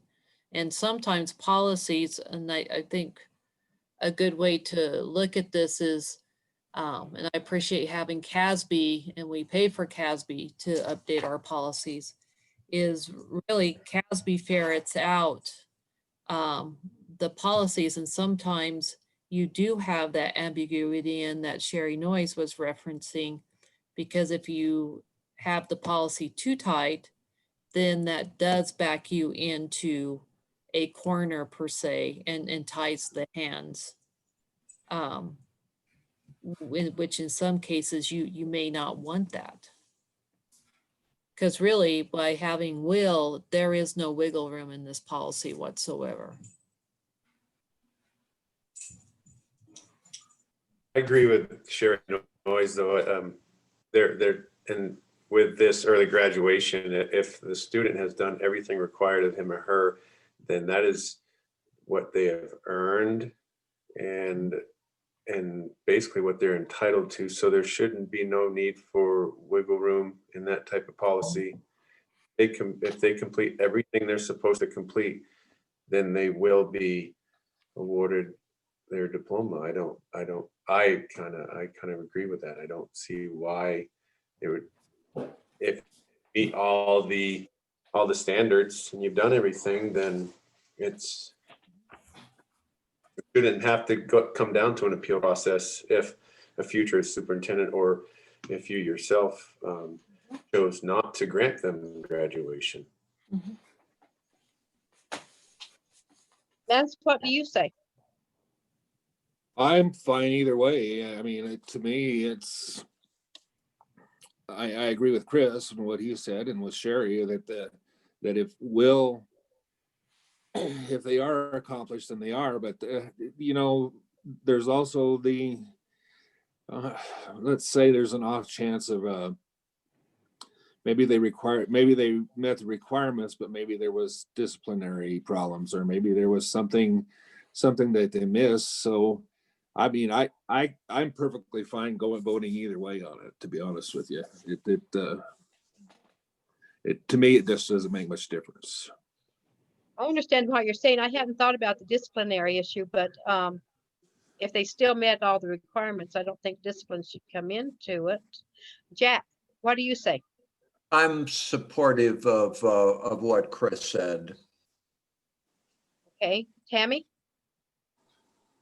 I too support Sherry and Chris concurring that the may should be changed to will, because if they met the requirements, there wouldn't be a gray area. They will get permission. Okay.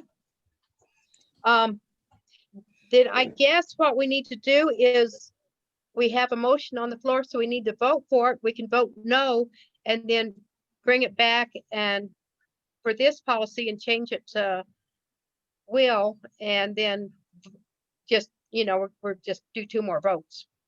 Am I reading this correctly? Chris, does that sound right to you?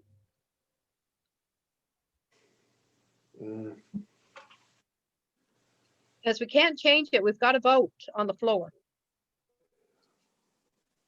So we can vote, and if you like it the way it is, vote yes, and if you don't like it the way it is, vote no. And then we can bring it back and to change it. Does that make sense? So It does, or do we just the motion and not vote on it? We can amend the motion. Who made the motion? Tammy?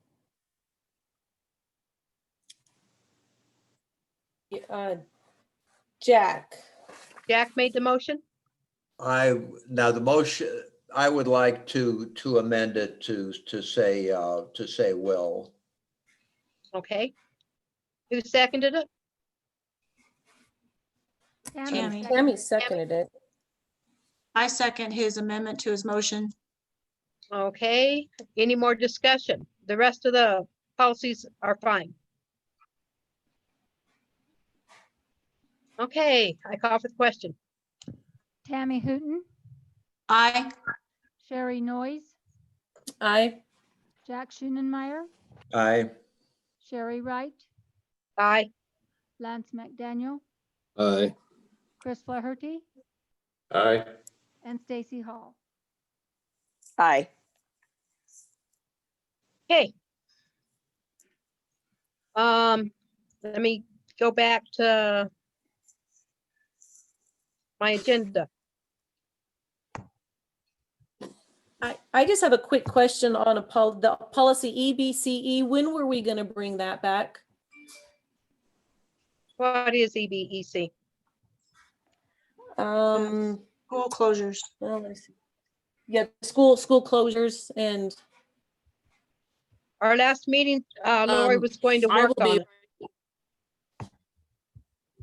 Right? Yeah, so the policy itself will not change, but for the exhibit or then I will write what that criteria will be for notification of closures, and then I will bring that back, but that does not have to have board approval.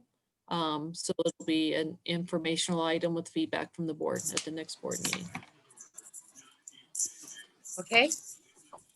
You look confused. So it will Sherry be Noyes. Did I brought answer back. your question, Sherry Noyes? Sherry, in January? Okay. All right, thank you. Okay. Yeah, so the exhibit will go to the policy with the. Okay. Well, moving to our discussion items, set the board work session for January. What was that going to be over? Somebody refresh my memory. The work session. Yeah, I think that was a conversation between you and I, Sherry, about having a work session with the board to evaluate where we are on the goals and moving forward. Mhm. I think that needs to be involved in the board evaluation where they set their goals and move forward. Mhm. Is that correct? Is that what we were not Yeah, and talking then- about? So, we were also talking about board training too, if I remember yes, correctly. board training. How does the board feel about some more training? With the last one I missed because I don't remember why, but I was out of town or had a prior engagement. Do you guys feel comfortable doing a board training on our roles as a board member? I'd like it. Stacy would like it. I think there's always value in training, so, you know, it goes into our professional development as a board, so I agree. We usually have it in December when we go to CASB, and we've missed it this year. So I always feel like we need to improve ourselves. Well, we have a lot of new board members, and then like Tammy said, it's always good for a refresher. Does anybody have a preference on who we could have?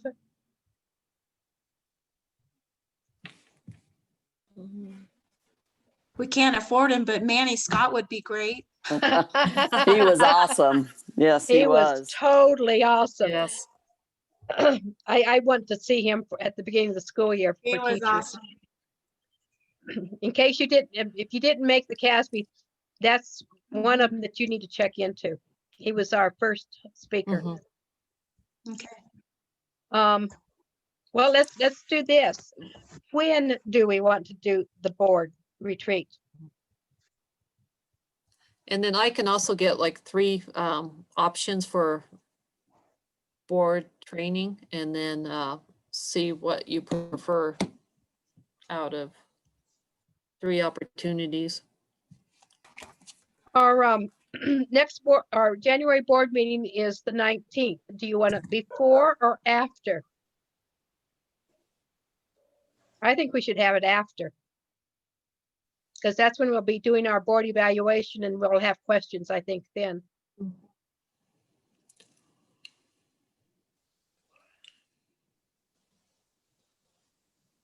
I'm hearing a dead silence. What Yeah. about the I'm 22nd, good either 23rd? way. Do what? I'm good in either way. I can't do the 22nd and 23rd. I can do it the last week of January, or I can do it the first or second week of January.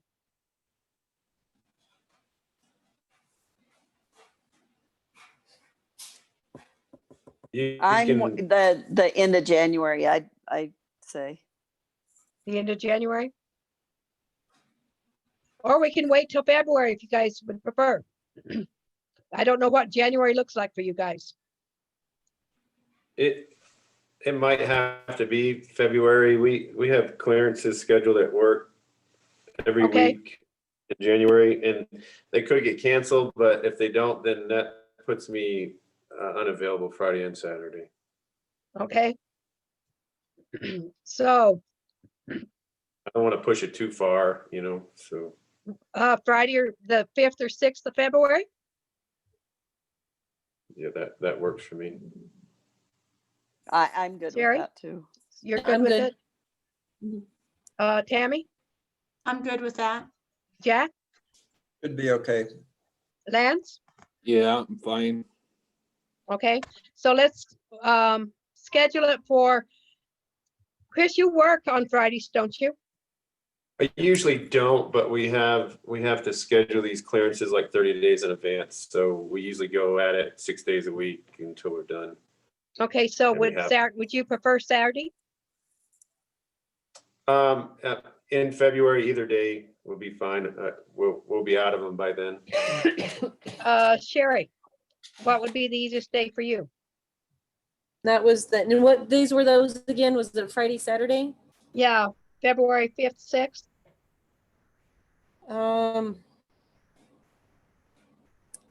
Either one. I can make either one work as long as I know ahead of time. Okay, I need somebody to give me a date. Let's, February 5th. the 5th? I heard that. I'm sorry, Chris. No, yeah, the 5th. I think Yeah. somebody else said it. Okay, Stacy? The 5th's good with me. Jack? As far as I know, that's okay. Tammy? Those are good dates. Okay, Works. February 5th at 5:30. Sounds good. That gives everybody time to get off work. All right. Let me write that down. 2-5, would 6 o'clock be easier than 5:30? Let's do 6 o'clock, it's even. All right. The next thing is our health and safety. So, Okay, so so for this portion of our discussion board, I had sent out, and it was obviously when we got the governor's report, the deck that we'll be going over tonight. And so if you haven't had time to preview it, that's fine. But Carol and I will actually be doing this jointly because some of this will be dialogue between the board, because we definitely need to look at what our current practice is, what is the governor proposing in his roadmap to in-person learning, and really be walking out tonight with some guidance and moving forward that we will be communicating to staff and parents in the community as a whole tomorrow. So with that, Carol, do you mind sharing your screen? You've got her blocked. There we go. Thank you. You're welcome. Yes, I'm happy. So as you know, we have our district health plan that we've been working under and to a pretty relatively level of success within the context of the guidelines that we were giving from the state, which reflected the CDPHE guidelines across the whole state. And a couple of months ago, the dashboards were created for each county to help do the monitoring at the local level of where we are, and we're currently in orange. And so that does play into the guidelines of what we will be discussing tonight. And so in the context of our time together for this last part of our board meeting is the board members did receive a copy of the map to in-person learning as soon as I had received it. We'll be reviewing the state data on the impact of COVID on schools because there's some new data that has came out that has led back to some of the new guidelines in the governor's recommendations for in-person learning. We'll also be looking at the state dashboard as this will lend itself to some of the conversations we'll be having tonight. And then also review the updated guidance as far as the contact tracing that was referenced before earlier with the Citizens Address Board. And then the revised guidance for quarantining, which will actually give some flexibility in the context of our schools, and which also led to our prematuring of closing just due to the shortage of staff having to be quarantined. And then we'll also be going to what are the levels of support for safety for staff, some discussion around new guidance and also COVID testing that will be available for staff, which we're pretty excited about. And then also our ongoing consultation with the Health Advisory Committee, which has been very instrumental in supporting the district and making, the most informed decisions that we had at the time. And then we'll also cover the sports and activities portion of the criteria that has now came out and have a dialogue with the board. The way that I can frame this is that we are in a landscape with the landscape constantly changing. And like I referenced earlier, normally at this time, once January rolls around, we are still concentrating on instruction, concentrating on the school life, but at the same time, we are planning for the following year of what's going to happen the following year. And right now we're in December, and I appreciate everyone's going to be having a Christmas break because I know the staff needs a much needed time to recoup and rest up for the spring. But we're just now planning for what is it going to look like for instruction as we know it at this time with the current guidelines for January. So there is really a large paradigm shift that we've been experiencing. And it has been a constant flow and a constant adjustment. And we will quite frankly be having this until the vaccines are out and the majority of the people are vaccinated that choose to get the vaccines. So with that being said, this is what we'll be discussing in our time together tonight. So if Carol will start leading us through the slides, we'll cover a slide, ask for any questions, and then move on because this does lay a strong foundation to when we get to the end discussion where we really need to elicit board feedback on what the next steps are best for the district.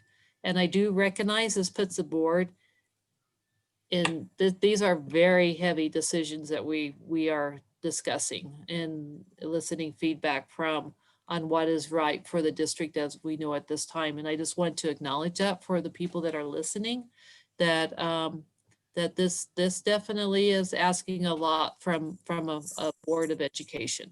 And I do appreciate everybody's willingness to be part of the solution. So with that, Carol, do you mind starting to walk us through? Sure. Thank you. Board, as Superintendent Hockness referenced, we did receive a copy of the governor's task force report this afternoon. He had a press conference earlier in the day, and then it was released the afternoon following those press conferences. The title of his report is Roadmap to In-Person Learning. This report was developed in collaboration with a task force that he had convened about a month ago, I believe, that included teachers, school nurses, healthcare providers, parents, et cetera, to really take a look at the existing guidance, to take a look at new research, to take a look at kind of what the impact of COVID has been on schools, and then to kind of refine some of the guidance for second semester. So this is literally hot off the presses. And so we have done our best to review that and incorporate that into this deck that will be guiding our conversation tonight. So you did receive the full report, but we wanted to just pull out a couple of highlights from it that we think inform our discussion for tonight. The first one is that, as he stated in his press conference and also in the report, that there is updated research on COVID and also on COVID in schools that has just recently become available within the last couple of weeks. And so that is incorporated into the report and incorporated into our conversation this evening, which I think at a high level, what his report says is that they do believe now that with the right precautions taken by parents, students, schools, and the community, that schools can be relatively low risk for both children and educators. In particular, COVID is less likely to infect younger children and they're less likely to spread the virus. And so when we get into looking at some of the data of how COVID impacts schools, it's similar to what was referenced earlier in the meeting, that they do believe that a lot of the cases of COVID in schools were cases in which someone became infected with COVID in the community and happened to be involved in the school, rather than cases of widespread spread between people in a school setting. So that was good information to hear and was helpful, and it's included in the report. The other kind of key things he hit on was just a kind of a summary of all the resources that the state has provided to help schools be able to provide safe in-person learning. You can see some of those here. The KN95 masks that he has been providing, or the state has been providing. We're going to be talking later about an expansion of available testing, the stimulus funds that we received in the fall, and then the prioritization of educators in phase 2 in the vaccination plan. Phase 1 is healthcare workers, of course, and then just reinforcing key safety protocols. And these are all things that are part of our safety plan that we'll be talking about later as well. So those are kind of the highlights from the report as it relates to our discussion this evening. Any questions or thoughts?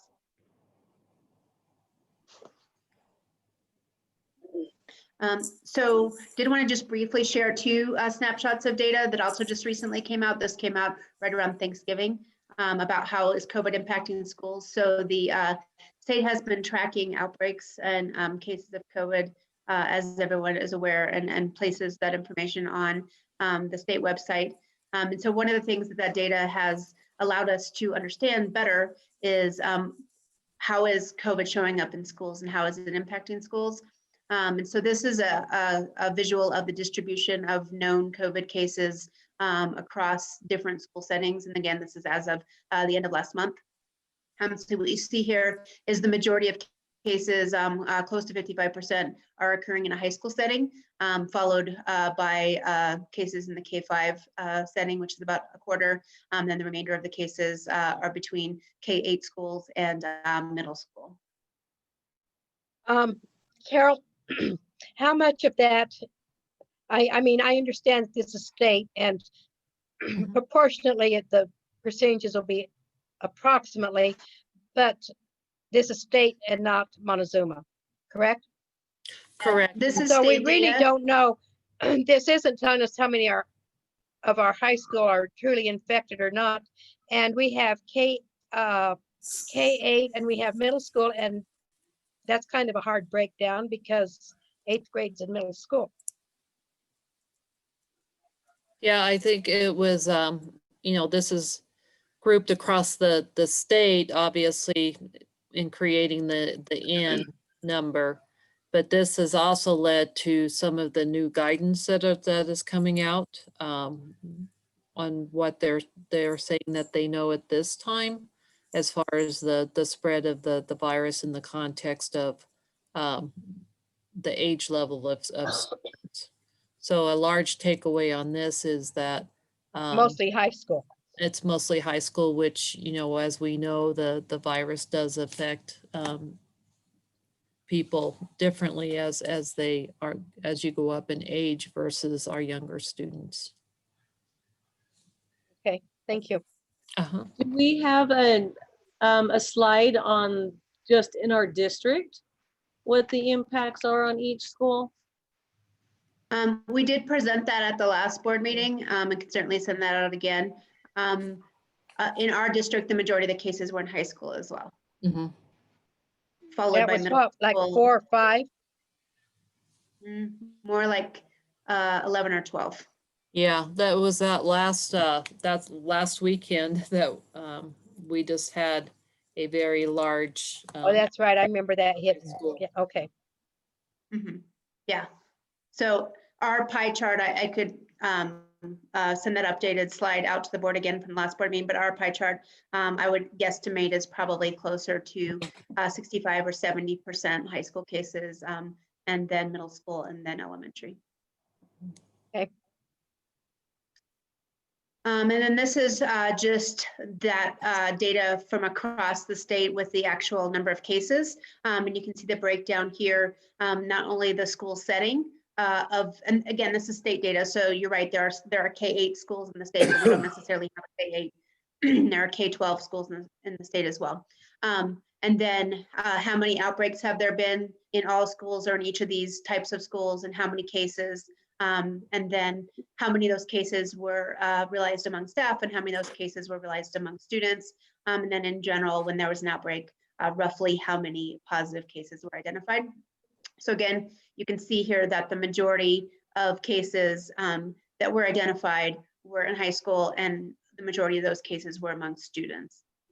So that's kind of the big takeaway from here. And again, as Superintendent Hockness says, part of sharing this data is to, now that we have it available, I think this is some of the data that the state was drawing upon as they revised their guidance. And so it's helpful background to see, now that we have some data available to us, how is COVID impacting schools? And again, they do believe that in the majority of these cases that it was COVID that was acquired in the community and just, was acquired by people who were members of schools, rather than that all these cases didn't occur necessarily from school to school contact. They were people that acquired it in the community, which is also what we had seen in our district as well.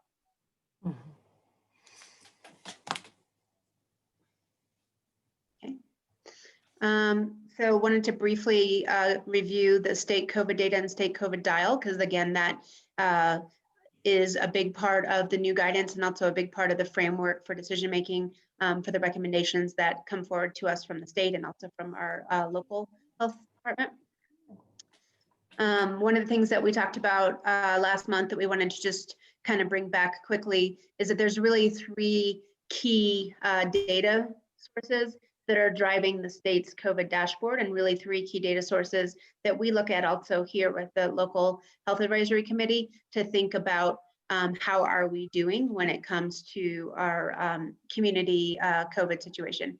And those 3 case data points are positivity rate, which refers to the percentage of tests that are coming back COVID positive in a 2-week period. With this particular indicator, obviously lower positivity is better, and higher positivity means that the community is experiencing a higher level of COVID. Also with this particular measure, the state has our composite data on their state website, and you will also sometimes hear individual partners in our community reporting out their positivity data. So someone referenced earlier the hospital's positivity data. So there may be some variance or some difference in the hospital's positivity data at any point in time, or the health department's positivity data, or the tribe's positivity data, or diagnostics positivity data, but the state takes all of those and creates an overall county level positivity rate, and that's available on the state website over a 2-week period. The next kind of data point that the state looks at is called the 2-week cumulative incidence, and this is the actual number of positive cases that occur over a 2-week period. And this is represented for the purposes of comparison as a number out of 100,000 population. So it compares it to 100,000 population unit so that we can see, you know, how different counties compare to each other regardless of their actual size. And with this, less than 25 is considered lowest risk, over 175 is considered higher risk, and over 350 is considered the highest risk. And the third data point that the state looks at when they developed its COVID dial, and also that the health department and the health advisory committee looks at, is the increase in hospitalizations over a 2-week period. And Carol, do we have comments on that? Carol, do we have any numbers on how many of our school age kids have been hospitalized, or have they been tested positive but have you know, shown symptoms of flu-like symptoms, colds, you know, the severity rate of where our kids are at? Yeah, and if they were hospitalized, Stacy, due to HIPAA, they would not let us know that information. Yeah, and I understand that too. Yeah. You know, I get that, you know, we've got kids who are testing positive, but you know, at what's the severity rate of where we're at? You know, I mean, I'm concerned about this for kids, for our staff, but what I'm more concerned about is the amount of students in this county that we have lost to the suicide rate and not to the COVID rate. Yes. Of illness. And that is where my concern is lying at this point in time. You know, when we've lost 4 students in this county to the suicide rate since this all took place, and we, as far as I know, have not lost any students to a positive COVID test. I would be also interested to know all of that. I mean, I can appreciate the state data, but how it seems to me that we're, as a district, held to their standards of a statewide data, which we all know rural Colorado down here in our corner. I don't even know if we have a 5% positivity rate, just even in our county. I mean, it's 35%. Sorry to interrupt. Yeah, it's 35%. At the hospital. Of our whole county. At the hospital. Yeah. At the hospital. So that's the people who check into the hospital? It's people who tested through the hospital. They also do surveillance testing. Oh, okay. Okay. So this is of who has been tested then. 35% of who has been tested. Right. The past 2, we've had 670 tests, 236% of those were positive. Okay. So that's okay. That would make more sense to me, not of the entire county, like who has not been tested. Okay. Correct. And then it Yeah. also goes into the capacity of our hospital too, which is where it's, you know, our clinical health advisory committee is very instrumental. But I did forward some correspondence that I had received to the board. So that would definitely be beneficial to read too. So go ahead, Carol. Carol, I have one more question.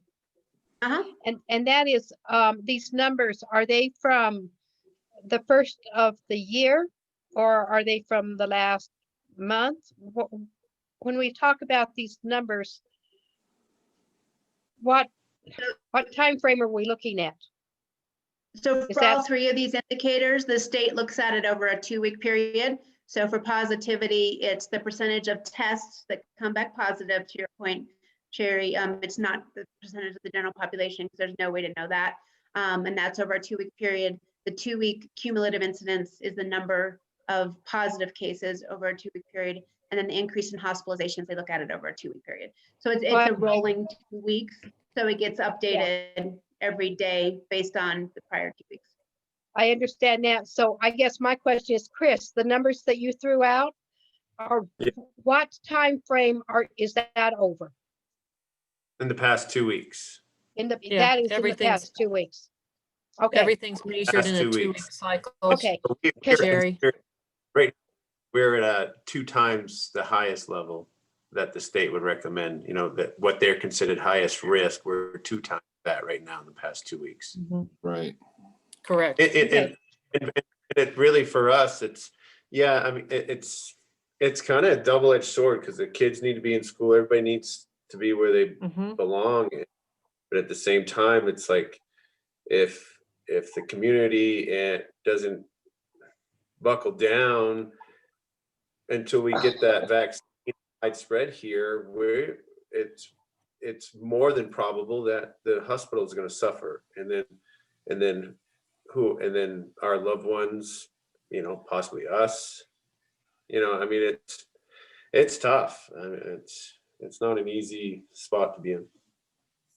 No, it isn't. But, the problem is that, and I'm on the health committee, and partly as a board member, but partly as a statistician who's looked at an awful lot of data. And I've had numerous, in addition to our regular meetings, private conversations with some of these people, and I've read hundreds of pages of stuff. And I mean, there's clearly just general agreement that you have to do social distancing, you have to wear masks, you have to wash your hands. And if we're not willing to do that, we're going to have this conversation a year from now, even if the vaccine is effective, and we don't know still how effective. It looks pretty good, but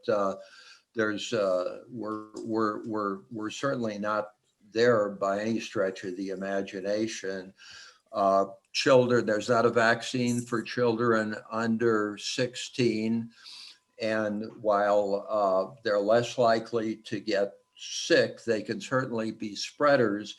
And we've spent a lot of time talking about hospitalization and deaths, and that's clearly important. There's 300,000 people in this country have died, and they shouldn't, not all of them should have died. But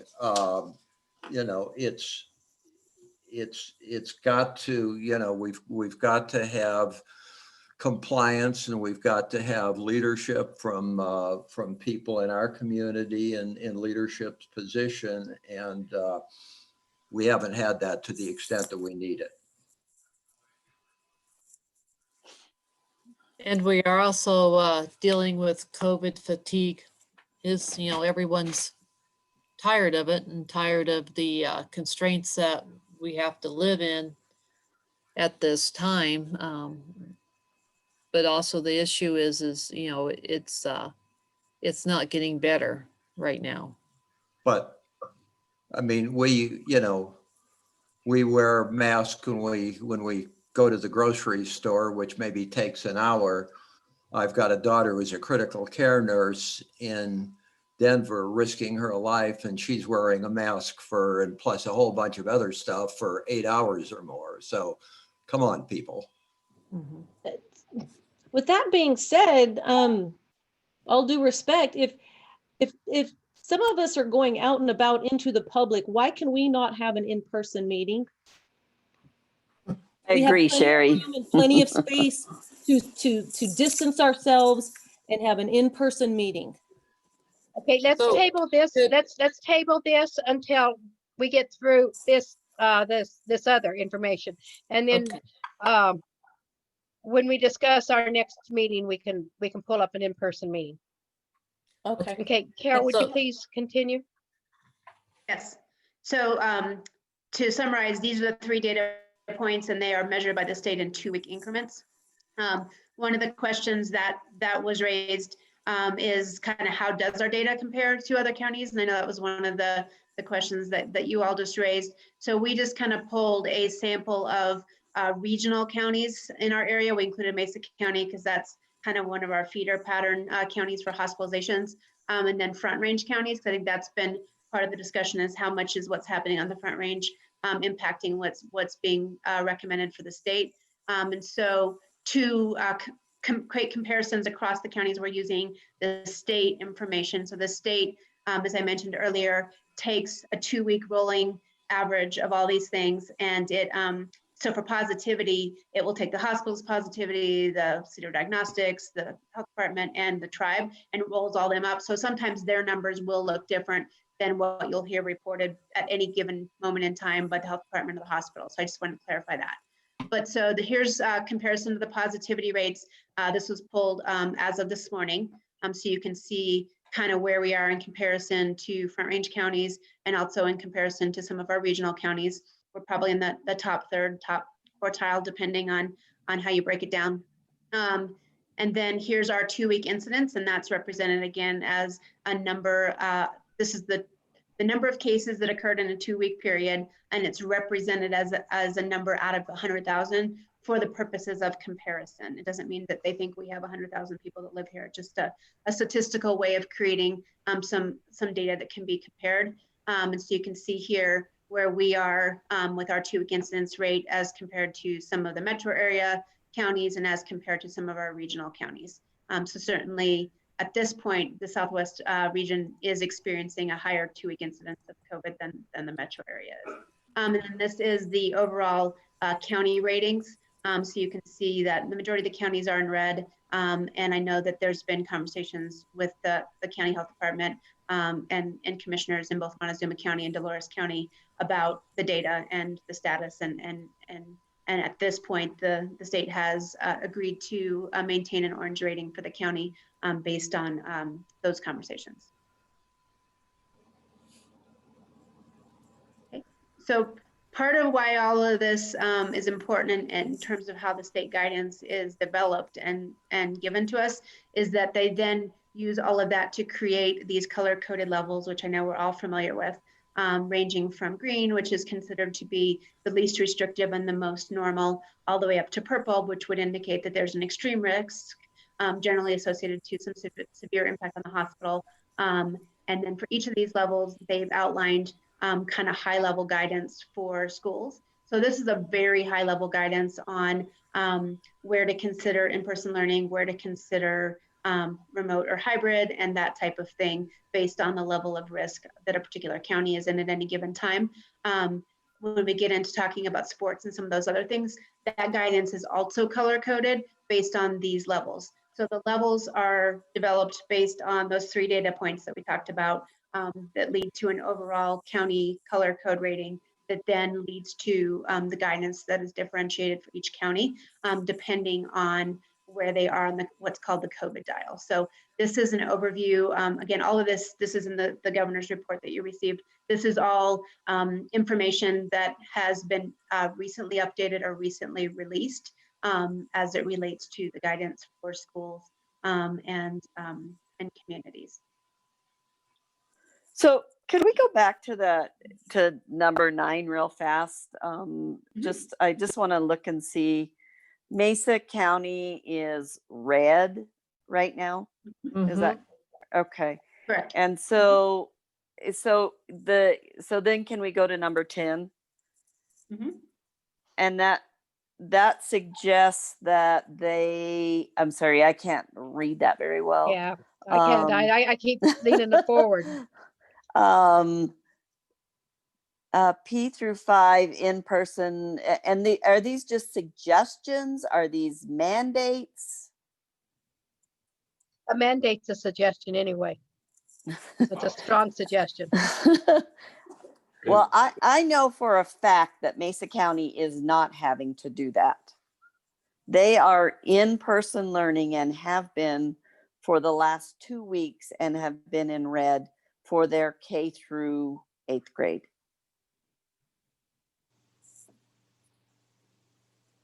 So I'm just trying to figure out if each county can make that decision or school district can make that decision on their own. And these are just suggestions from the state. Well, we basically got a waiver on the red. I mean, they were basically ready to put us in red. Okay, but like I'm saying, Mesa County is in red, correct? But according to this, you could still be in person. Okay. I like I say, I'm having a hard time. But it's hard to Middle read, school, but it in is in, person, okay, we do have that in the email that Lori sent us. okay. And part of our district is in purple, correct? The Ute tribe is. Correct. And all of these things are guidance that comes from the state, and we'll see that graphic later in the presentation Okay. again as well. That's what And I then just didn't know if it was, then if it goes was. into an advisement conversation with the health department. Okay, all right.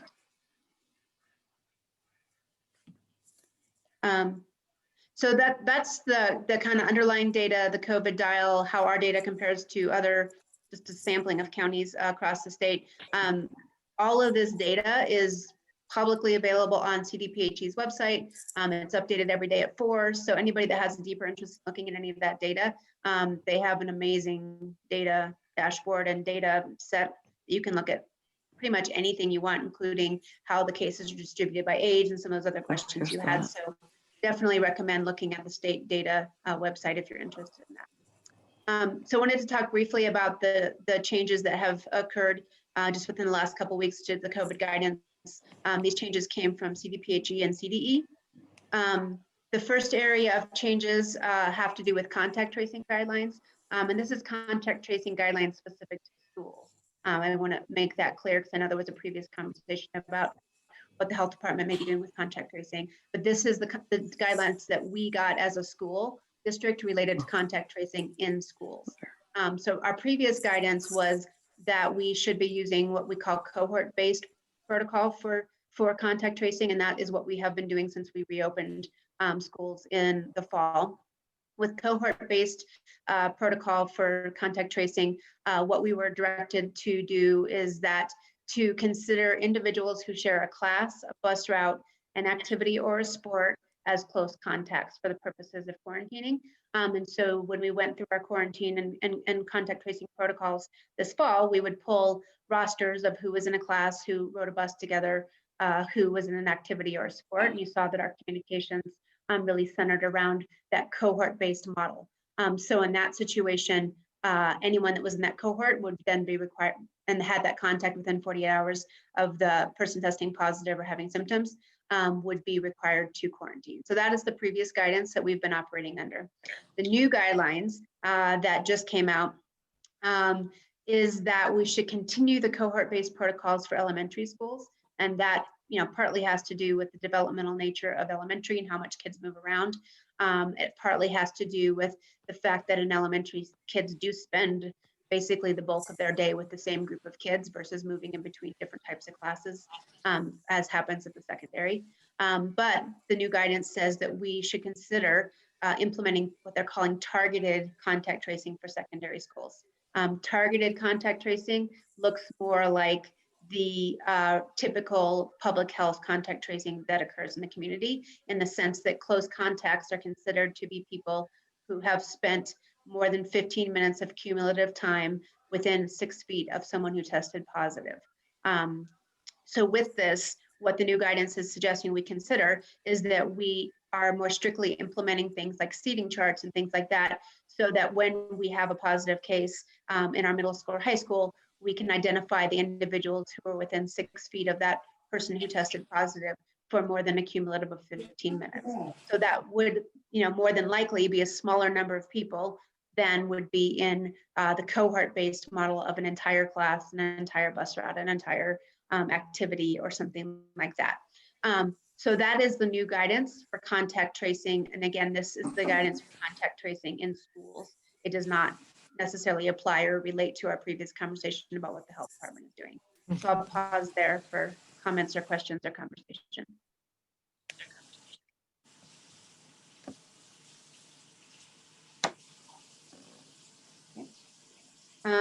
The other area where we received new guidance, and again, this was in the news, so I'm sure most people have heard of this, but the CDC updated their guidance for quarantine, and then CDPHE reviewed that guidance and incorporated it into the guidance that we received from the governor. So the previous quarantine guidance was that anyone who was determined to be a close contact needed to quarantine for 14 days, no exceptions. The new guidance is that anyone who is determined to be a close contact, again, using those contact tracing protocols we just talked about, still has to quarantine, but can be released from quarantine after 7 days if they have a negative COVID test that's taken between days 5 and 7, or after 10 days if they don't develop any symptoms. Or if the person does become symptomatic, they would follow the normal protocol for isolation until they were symptom-free. And the kind of additional new guidance is that people who have tested positive in the last 90 days do not need to quarantine at all. So this is a more kind of nuanced approach to quarantining. And, you know, at a minimum, the default would be that most people would not need to quarantine more than 10 days. And some people could potentially quarantine 7 days if they had a negative COVID test. So this is also new guidance. And this again came from CDC and then became incorporated into the CDPH guidelines that we received through the governor's report. So I'll pause there for any questions or comments. So this basically cuts the quarantine time by half of. If you have a negative test, yeah. If you have a negative test. Or no test and no symptoms for 10 days? Yes. Correct. Correct. Okay, you want to go ahead and go on, Carol? Sure. So we wanted to move from that to talk a little bit about our plan for returning safely to in-person learning. So Laura, do you want to talk about this one? Yeah. So, you know, our plan is currently set to return to school on January 11th. Under the new governor's guidelines, in context, the research is showing that if the right precautions are taken, then there's a relatively low risk of COVID in the schools for the students and educators. And then obviously the state guidance is recommending in-person learning for the spring semester, which obviously we are wanting to achieve that too. So this is one of the questions for the board is one, you know, our current plan is January 11th. Given this new guidance, we could return to in-person learning on January 6th. And this was one of the topics that we had when we were reviewing this and planning with our administrators. And they feel that they could easily, and that teachers could easily convert to in-person on January 6th versus January 11th. If the teachers had the January 5th as a planning day. Right now, the January 4th half professional development day. And if they could have an additional day to plan for the in-person and for the transition, that we could go back to school on January 6th. So this is where I need to elicit staff board feedback on do we stay true to our original course and wait till January 11th. The other rationale too for instructional wise is we have students that are transitioning from online to in-person, and it would also align up the semesters where it would be a smooth transition, where if we waited till the 11th, then it would be kind of a week that would need to be planned for our online students to go in person. So So do we stay with our current course and have it January 11th as we have messaged out and move forward? Or do we want to bring the students back earlier to in-person schooling on January 6th? Well, let me take a crack at it. Let's look at where we were on Thanksgiving Day. I don't remember the exact numbers. And let's look at where we are in terms of the number of active cases. We're now over 1,000, and we were much less than that on Thanksgiving. And from my discussions with colleagues is that a lot of that is because of no social distancing. People were getting together at other people's houses or going out to dinner or whatever. Okay, it's my feeling is that it's going to be a lot worse. I mean, if you looked at the Christmas parade, we had students from 4 school districts who were the judges, high school students, right together, no masks, no nothing. Even in the video clip that we saw at the beginning, you had students, no masks after they're running. So they're expending a lot of air, and basically no social distancing. Choir, horns, music running are you're not talking about 6 feet apart. You're talking about a lot more than that. I think we'll be extremely lucky to have any chance of opening on January the 11th. And that's my remarks for tonight.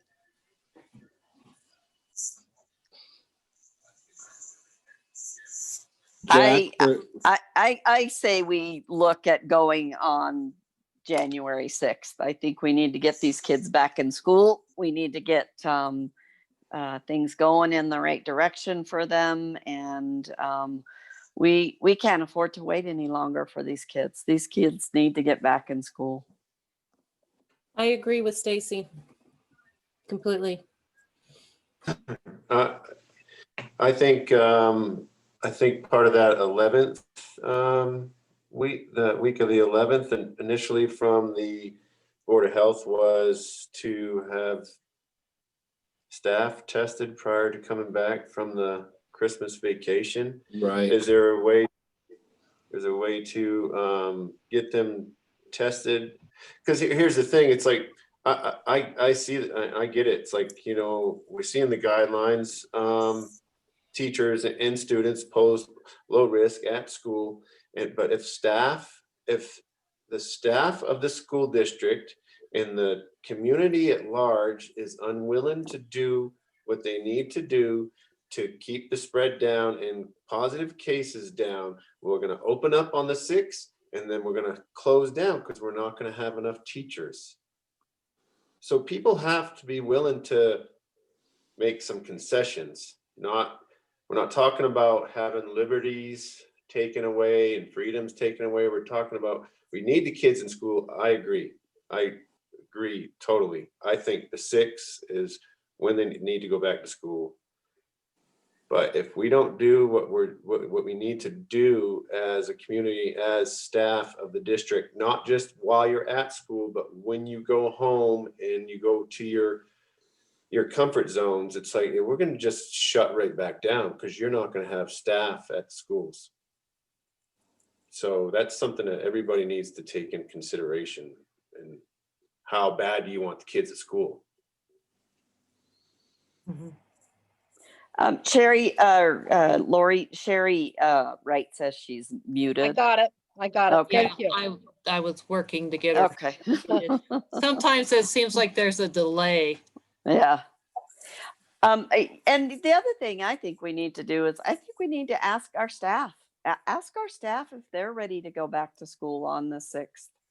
I think that you're going to be very surprised in finding out that our staff is ready to get back to school and and ready to get on with this new semester. I have talked to multiple teachers who want to go back to school. They're ready to go back to school and they want to be back in the classroom. So have I. You know, I agree with what Jack is saying and what Chris is saying, but you know, our kids are not, they're as safe in school as they are outside of school at this point. We know that the parents are infecting them more than we are, more than the school is. So it is the teachers' benefit to keep them online, but we have robbed our kids of so much. And I agree with Stacy. Our kids are suffering from major depression.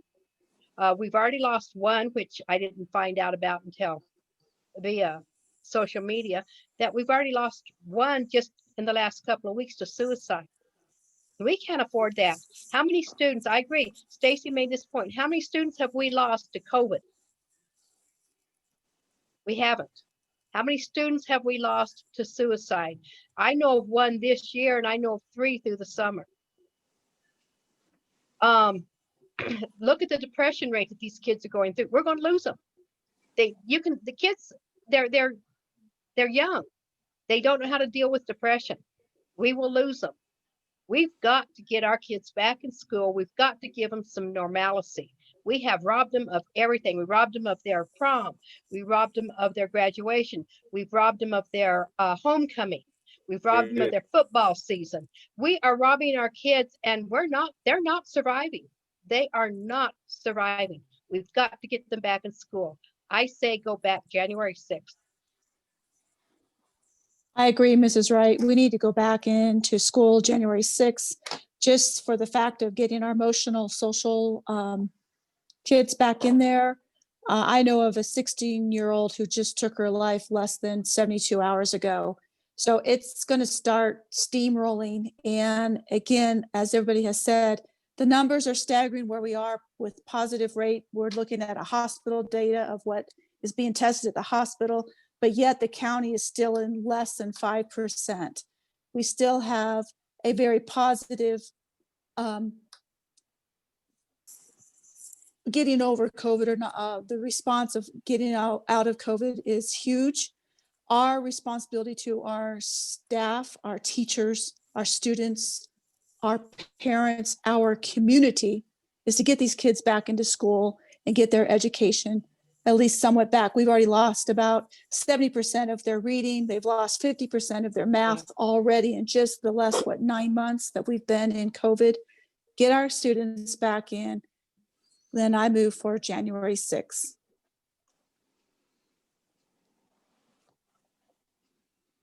And I know January 6th is a Wednesday. I think that those kids, I think we need to talk about whether that'll be a full day or a early release day if we do go back on January 6th.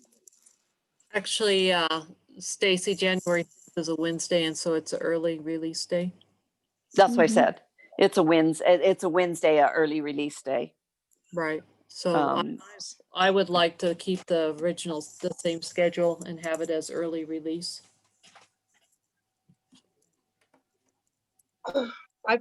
We've heard from, go ahead.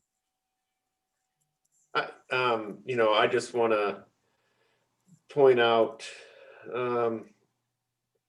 that we, Sherry, right, that you were just saying that, I don't know if it's the right choice of words because I haven't robbed anybody of anything, and either of you, and either of any of us, we haven't robbed anybody.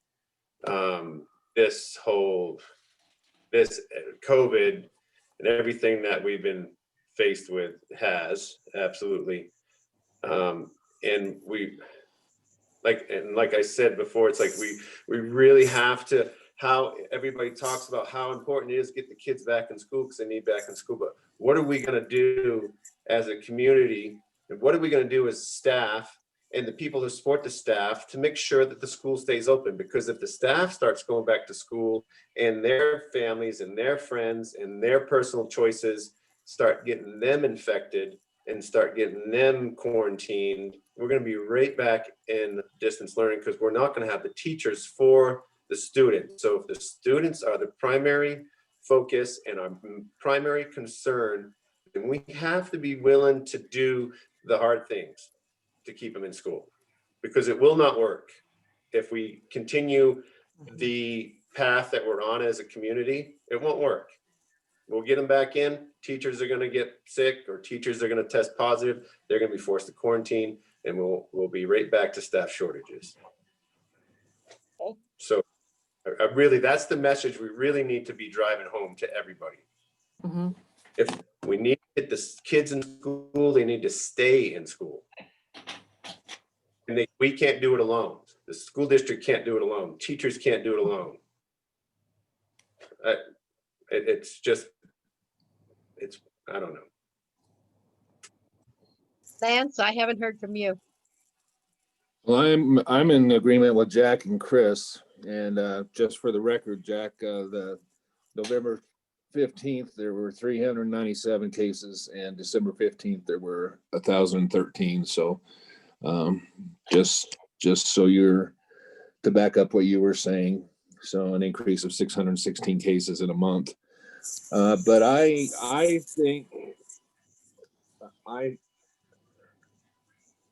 think we should keep it January 11th and hope that things change and the community starts taking it more serious.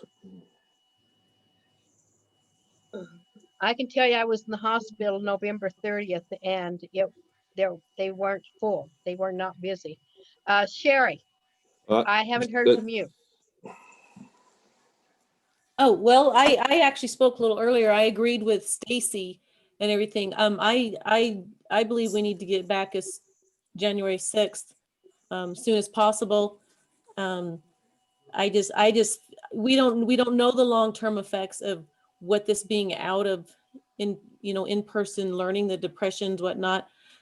COVID, if you get COVID, generally, you've got, your recovery time, but we don't know what keeping them out of school and away from their extracurriculars is going to do to them. Short term, we're seeing what's happened already. Yeah. The kids are already depressed. They're already taking their lives. It's stressful for everyone. I mean, this doesn't just affect the students. This affects the teachers, the parents, everybody that's happened to change the way they're doing things. And, I think the sooner we get back, the better. I think that we're all doing what Lori said and suffering from COVID fatigue. And unfortunately, people are rebelling. Yeah, absolutely. So I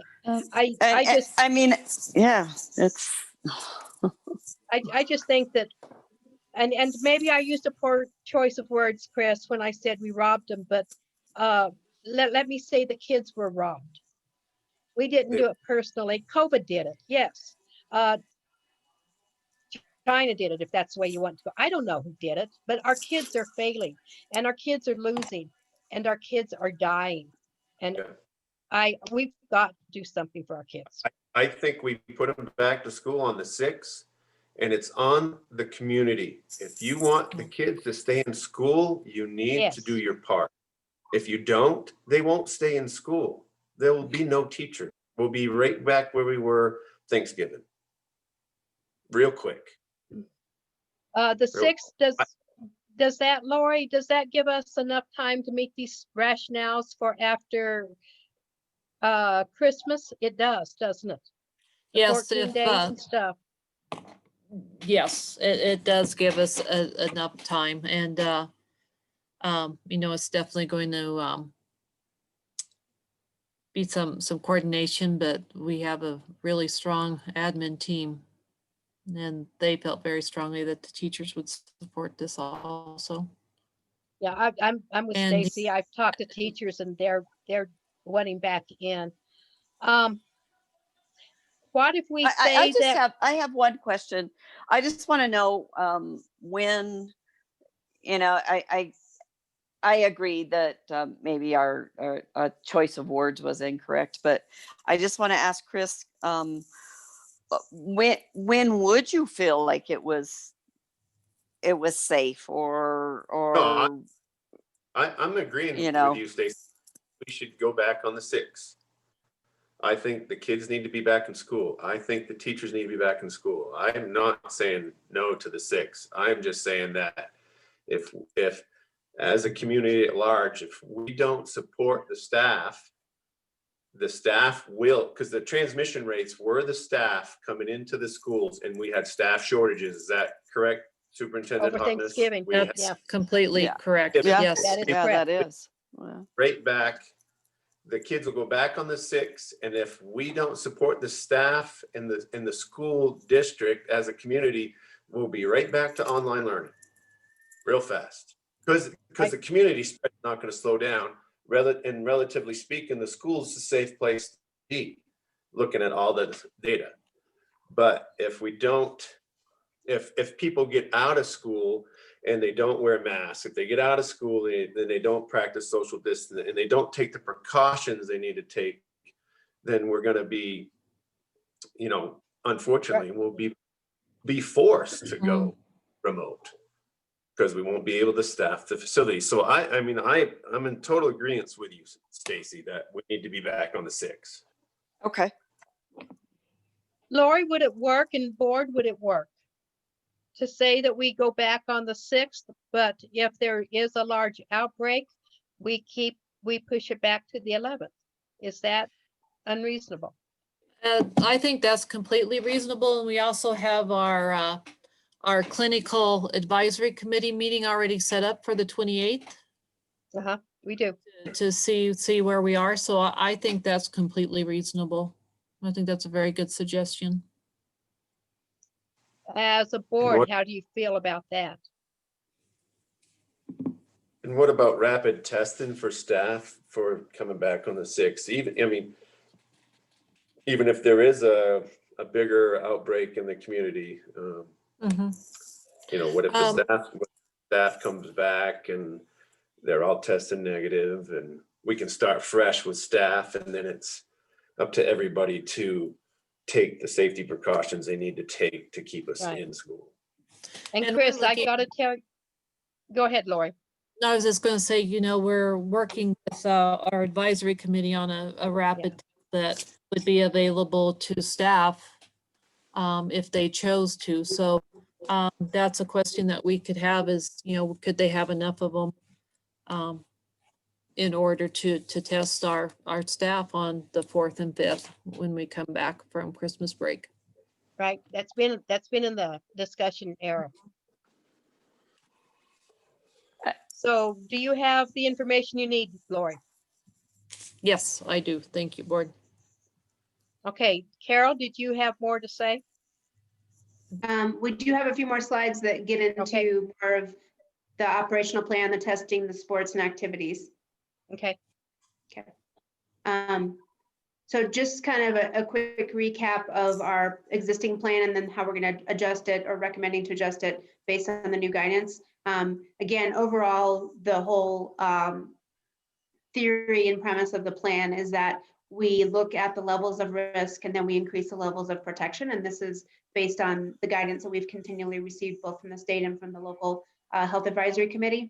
So the levels of protection that we have, that we've talked about, consistently throughout, and this is part of the plan that you all adopted in the summer that's available on our website, are these 6 areas, and these will remain in place. And based on the governor's report and the research that was released this week, they do believe that these levels of support are having a substantial impact on keeping schools safe. And so we are definitely planning to continue these levels of support and safety.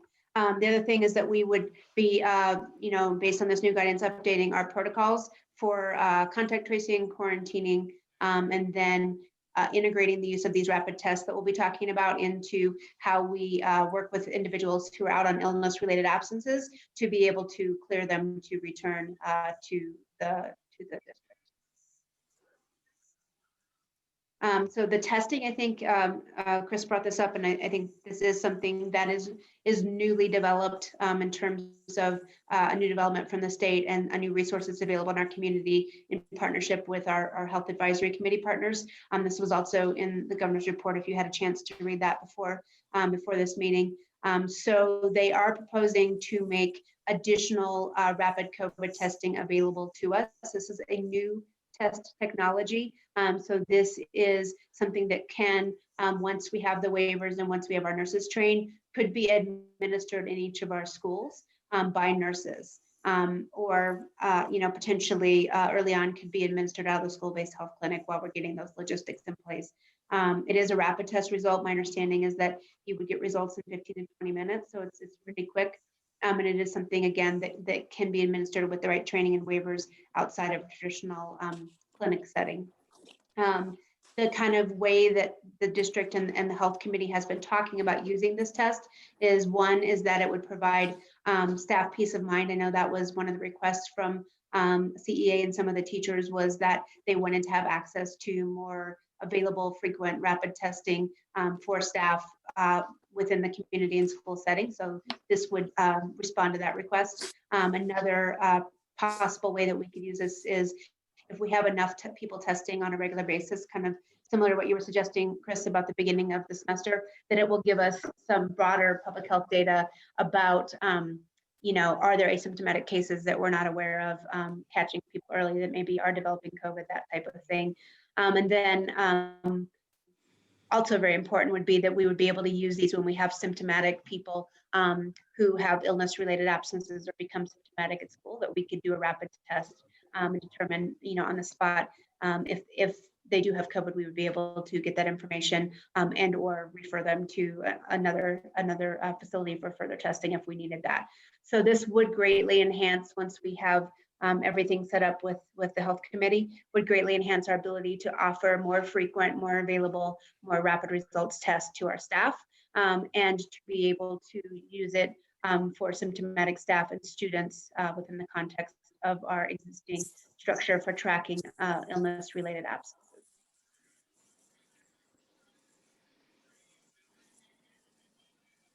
Any comments or questions on this?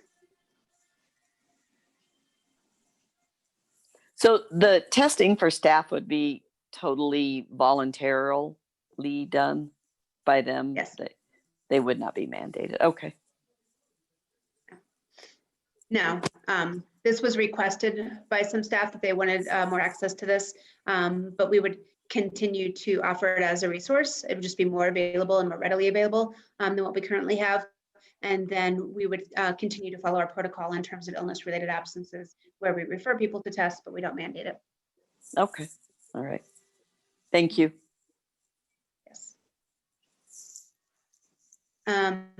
So this is just, kind of a reminder of how the guidance flows, that we get guidance from CDPHE, CDE, and the governor's office, and then it informs our plan in collaboration with the board, of course, which is why these conversations are so important, and then with the health advisory committee, and that ultimately becomes the plan that we enact. And we do believe this has been very beneficial through the course of this year so far, and look forward to continuing that partnership, and just really acknowledge and appreciate just the vast number of hours that our already some medical professionals have given, because they also care very deeply about us having safe in-person instruction. And so I think they, are willing to give that extra time and attention to us, which we appreciate. And then they're also willing to problem solve things like being able to get these additional tests and getting our staff have waivers and training so that our nurses can be able to administer these tests. So really appreciate them. Okay. And then sports. So this is a framework that the athletic directors and the principal, Eric Chandler and Drew Pearson, helped us compile, basically drawing from the existing guidance that is out there for these types of activities.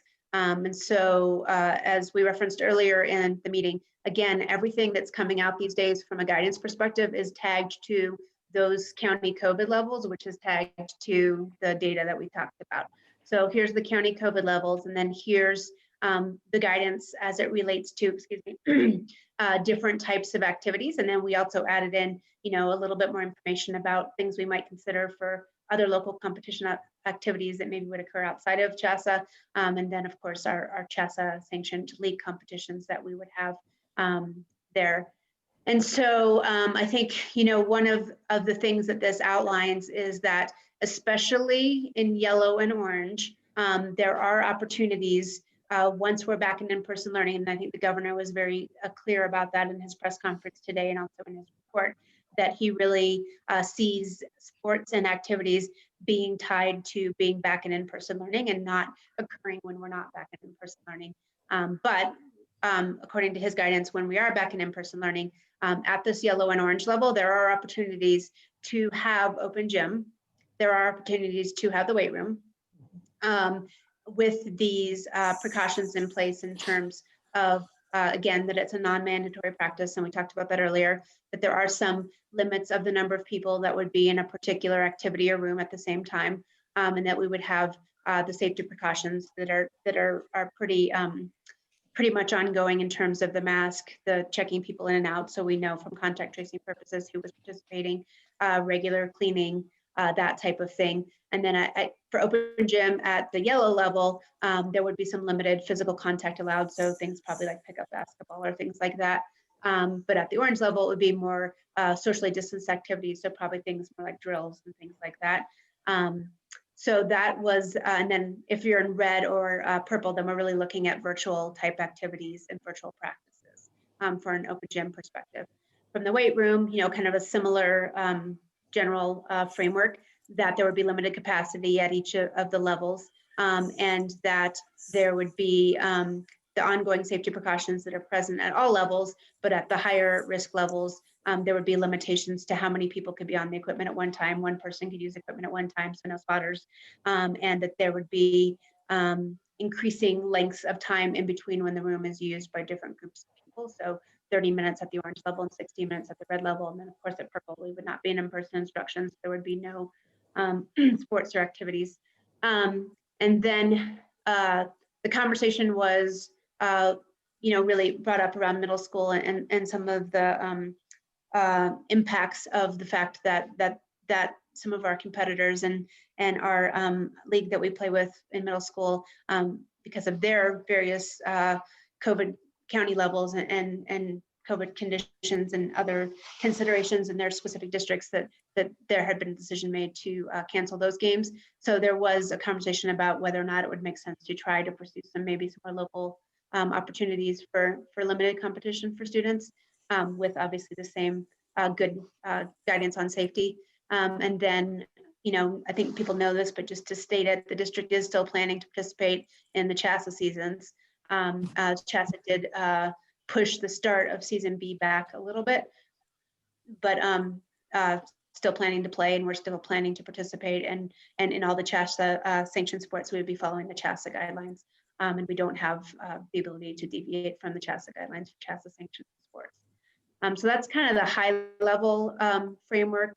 And I, you know, and want Lori to weigh in, but really appreciate the ADs and the principals taking the time to kind of compile all this feedback and guidance in one place, because I think there's so many different pieces of information out there. Sometimes it's hard to keep track of everything, and it's helpful to see it all in one place so that we can kind of get a picture of what the guidance is and how it might impact us at different levels. Lori, what do you want to add? Yeah, and I really like how this basically follows the protocol to everything else. Obviously, if we're in yellow, there's, you know, a lot more flexibility, but as you know, we go up with the concerns of our community, then, you know, we still offer the opportunity, but then it's limited, just like the guidelines have been.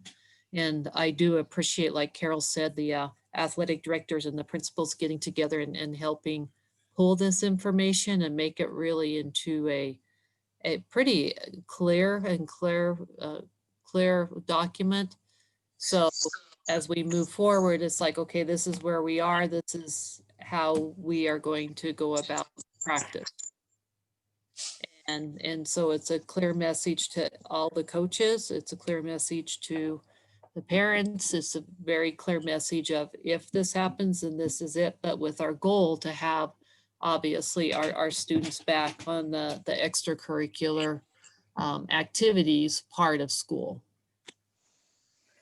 Lori, I have one question about the orange, the the open gyms, a limit of 10 participants. Would that be, would we limit that 10 per gym? Like the high school has 2 gyms, the middle school has 2 gyms. So would they be able to have 10 in each gym? Yeah, good question, Okay. Stacey. Yes, it would be 10 per gym. Okay. Thank you for clarifying that.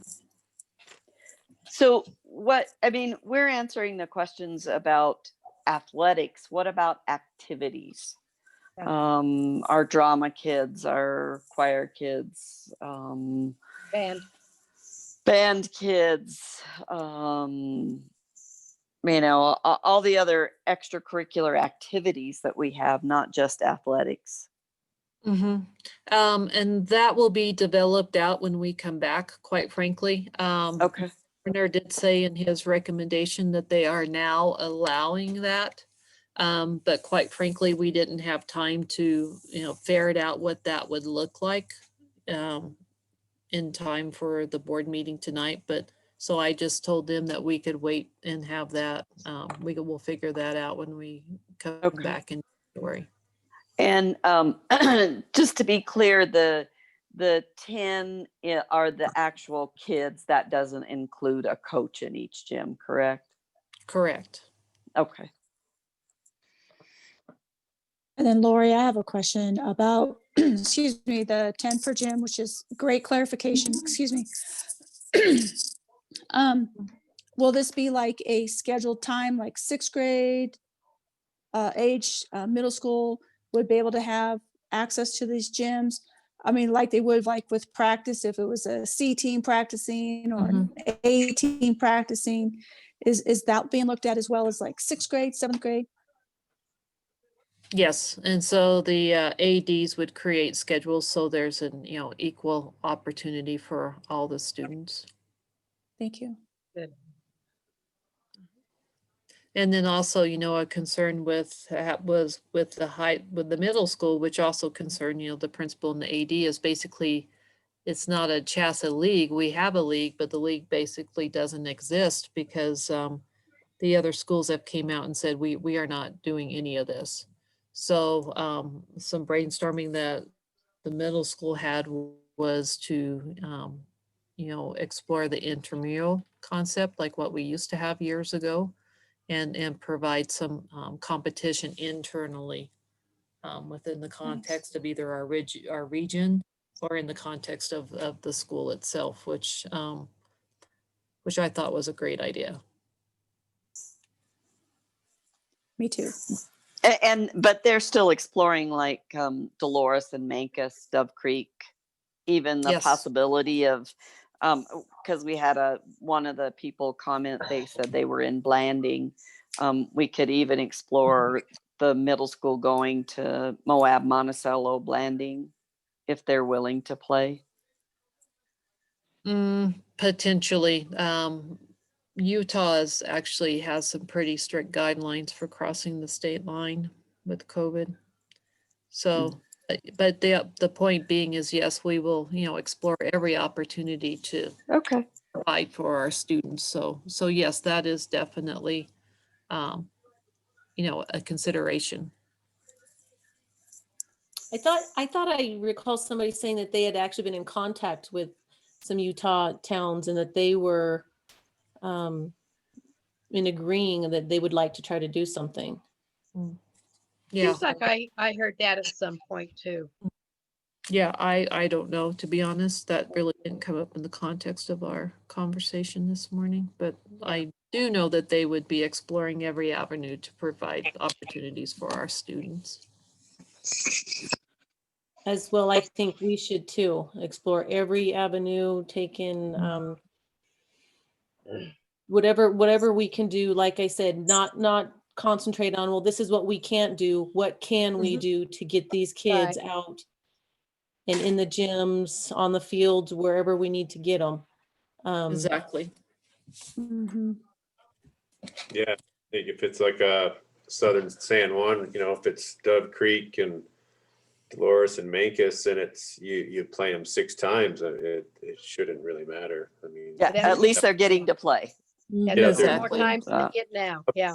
Yeah. make up a Yeah. trophy, have a bragging rights league every year outside of There chess. you go.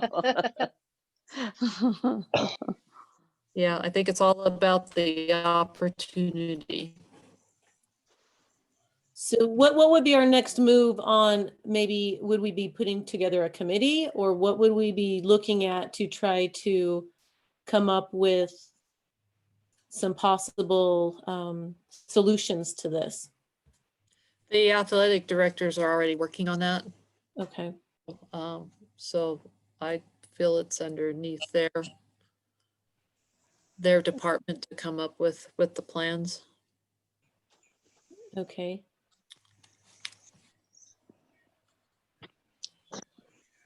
Hey, And the reason why we are having this conversation tonight is because of the governor's roadmap to in-person learning and the flexibility that has been given to districts.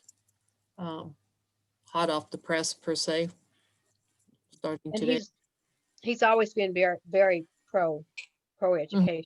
Yeah, he truly has been, and he understands education, which makes it nice. It makes it very nice. So if you're all right with this, then we will definitely start communicating this out. I'm great with, I'm you good. know, Yeah. getting them back on the 6th. I think that's the best for everyone concerned. So. Yeah, I agree. Completely agree too. So I'm glad the board supports that. So thank you. So our next slide with key dates and staff communication. You know, we will have the newsletter go out this week. We'll do a staff town hall prior to break.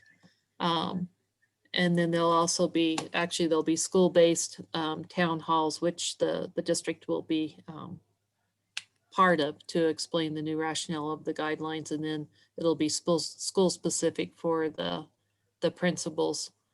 And then parent communication, obviously we'll have the email going out to parents and family. We'll push it out on social media. We'll do a press release, so that has that. And then we'll leave the option open for town halls after a break. If as we monitor, if we need to do that, then we will definitely do that too. So those are our next steps. So Lori, can I address one thing on this, the school press release, or the school-based meetings and the press releases? And I really want to commend the high school on what they do and how they communicate with parents and with school board members. And I would really like to see all the schools give us that same information on, you know, when they send letters out to parents about just like the letter that they sent out about not having the section B. You know, we hear about that through, you know, just word of mouth. And it's nice to get that information from the high school. And, you know, I know Deborah Ramsey is very instrumental in getting that information out and has a group email for the school board. And I'd really like to see the other schools do that for us too. Well, Stacey, I have to say that the middle school equally sends out information just as well as Deborah does. So the middle school, kudos to their staff of getting that information. Oh, see, and I don't get anything from the middle school. You just need to get we'll just need to get your name on that list. Okay. Yeah. So we just That need to goes call for the them. elementaries as well. They have some stuff that they send out Yeah. too. So if you can just get your email to them, or if they can. if Okay, and anybody's out maybe there we need to listening. get Chris's on there too. I don't know if Chris I gets that. I get from Deb, but nothing from the middle school as well. okay, well, we can I can ask Phyllis to facilitate that with your email addresses, and then you can just get the information from all the schools. Thank you, Because Lori. it is great, great information does and, make and it it's nice to easier. have that. It is. So, and I really appreciate it. So. Yeah, if you'd have Phyllis Yeah, do that, I would really absolutely. appreciate it. I just have one quick question think- real quick on the on our discussion items on the athletic directors getting together. Do we are we going to have like maybe a time frame when we can tell parents or athletes or students roughly when we should know something? I'm assuming this will be in place after whenever they come back, the students come back to school on the 6th. Okay, so they should know something before they get back in school? Yes, or when they do Or get, that first week. yeah. Okay, thank you. Uh-huh. Okay, is there anything else? Well, thank you, board. I know that was. Wait, I'm not finished. Okay, sorry. I am assuming that everybody has received their board evaluation and superintendent evaluation. I got No. a package today out from the district. Is that what I didn't open it because I got it late. I have not sent those out. They're on the January agenda, so those will be forthcoming, but those have not gone out to board members. Okay, so because we will be addressing that at our January meeting. Yes, that's correct. Okay. And board, I would like to ask you to please think of goals for the board.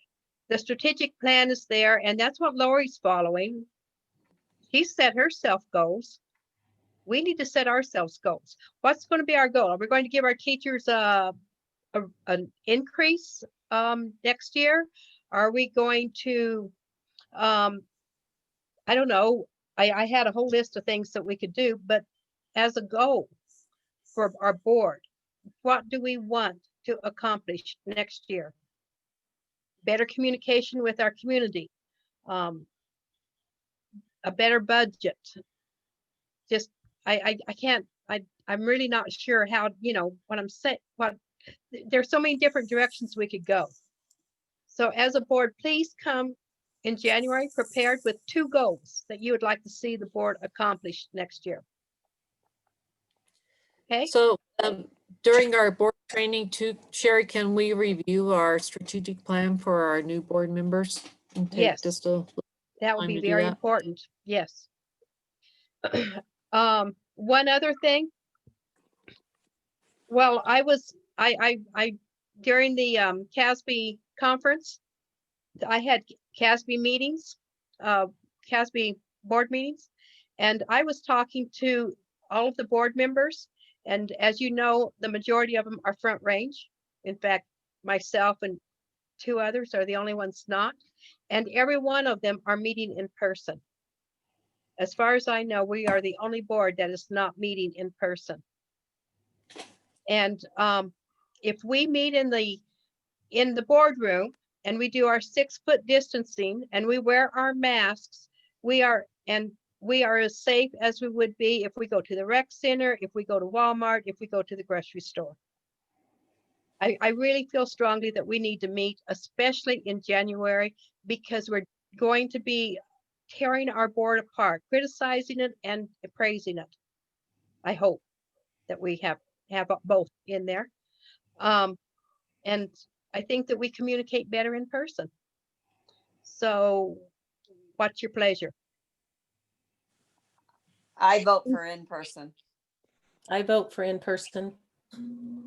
I vote for in person.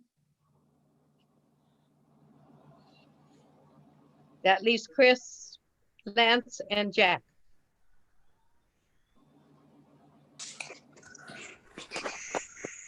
I believe we lost Jack. Oh, okay. Chris? I don't know. I think it's director's discretion as long as you're still in a global pandemic, I guess. It's up to that individual. The only problem with that is I don't see a reason why I wouldn't be there. Yeah. But I'm not going to sit there and tell Jack that he needs to be there. or Lance. No, Or any of that that matter. the only thing that I'm saying is that we tried that before, and some of us met in person and some of us met Zoom, and it was pretty chaotic. So we need to decide one way or the other. I mean, our county commissioners are meeting in person. The planning and zoning for the county is meeting in person. That's not true. For the county. I'm sorry. You're right. My bad. Yes. I think that and I think that it's gonna show some cohesiveness with our community if we start going in person like we're asking teachers to do, like teachers want to do, and like the county commissioners and some of these other places are doing. And that being said, I'm not saying that we open it up to the public. We'd still Zoom and we'd still have to do our chats like we have been, because we cannot get our community in our boardroom and do our social distancing. And I'm only throwing this out, is this discriminating against board members that don't feel comfortable due to physical reasons? I'm sorry, can you repeat that, Lori? I said, is that discriminating against other board members that do not feel comfortable? I mean, we make recommendations for staff under ADA. And so I'm just asking, is it a discrimination? I mean, it's up to the board to decide. I'm just posing that question. So, I mean, I can see where it could be, but it's also when you see them also out in the public, if they can be out and about, you know, I just see that as kind of like, you know, I don't want to use the word hypocrite, but I mean, it's, you know, you're going to pick and choose where you want to be out in the public. And so why are we any different than going to the grocery store or going to the rec center or going places if you're taking the same precautions? And you know, that's what I don't like about COVID, because it brings out all these different areas, but that's almost like saying it's not okay to, you know, if you go into a store and you don't wear a mask and that's the guidelines, then I mean, it's just taking it to a level that I am willing to wear a mask. Personal. I have no problem with that at all. I mean, I'm just posing that question to the board. Obviously, it's your decision. You know, I think with Jack being gone, we can't reach a decision. If it's okay with you, I will call people and talk to them. Is that okay with you as a board? If I make a phone call and ask each one of you what you think, and if we have the sitting votes with good reason, then we will continue the way we are, but otherwise we'll meet in person. How's that? And I will let you know. I will agree, though, that if we don't all meet in person, the other meeting was chaotic. So if we don't all meet in person, I'm okay doing the Zoom. Right. But I would love to meet in person, but it is chaotic having half and half. It is. We can't do it. We tried it and it did not work. So that being said, I will contact each board member and go that route. We will have our next board meeting January, is it 19th? I'm looking it up very quickly. January 19th at 6 o'clock, because we'll have an executive session at the beginning. So do you want to have the executive session at the beginning, Sherry? Okay. It's the board's discretion. No, that's great. Because we'll do your evaluation will be in executive session. The boards will be in public. So.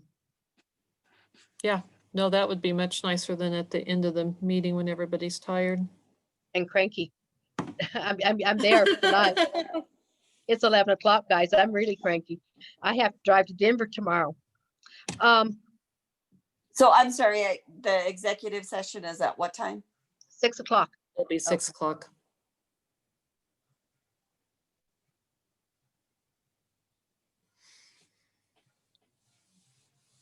And student count, do we know what our student count is? Or The student count was, I should have followed up with you on this, Sherry. The student count is represented in the graphs that Melissa had provided during our work session. oh, that's right. She told me that. So Uh-huh. I'm trying to think of things for our next meeting. Is there anything that anybody would like to add?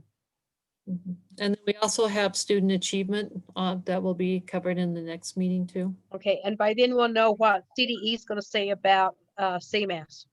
Yes. And I think it's going to be a no go.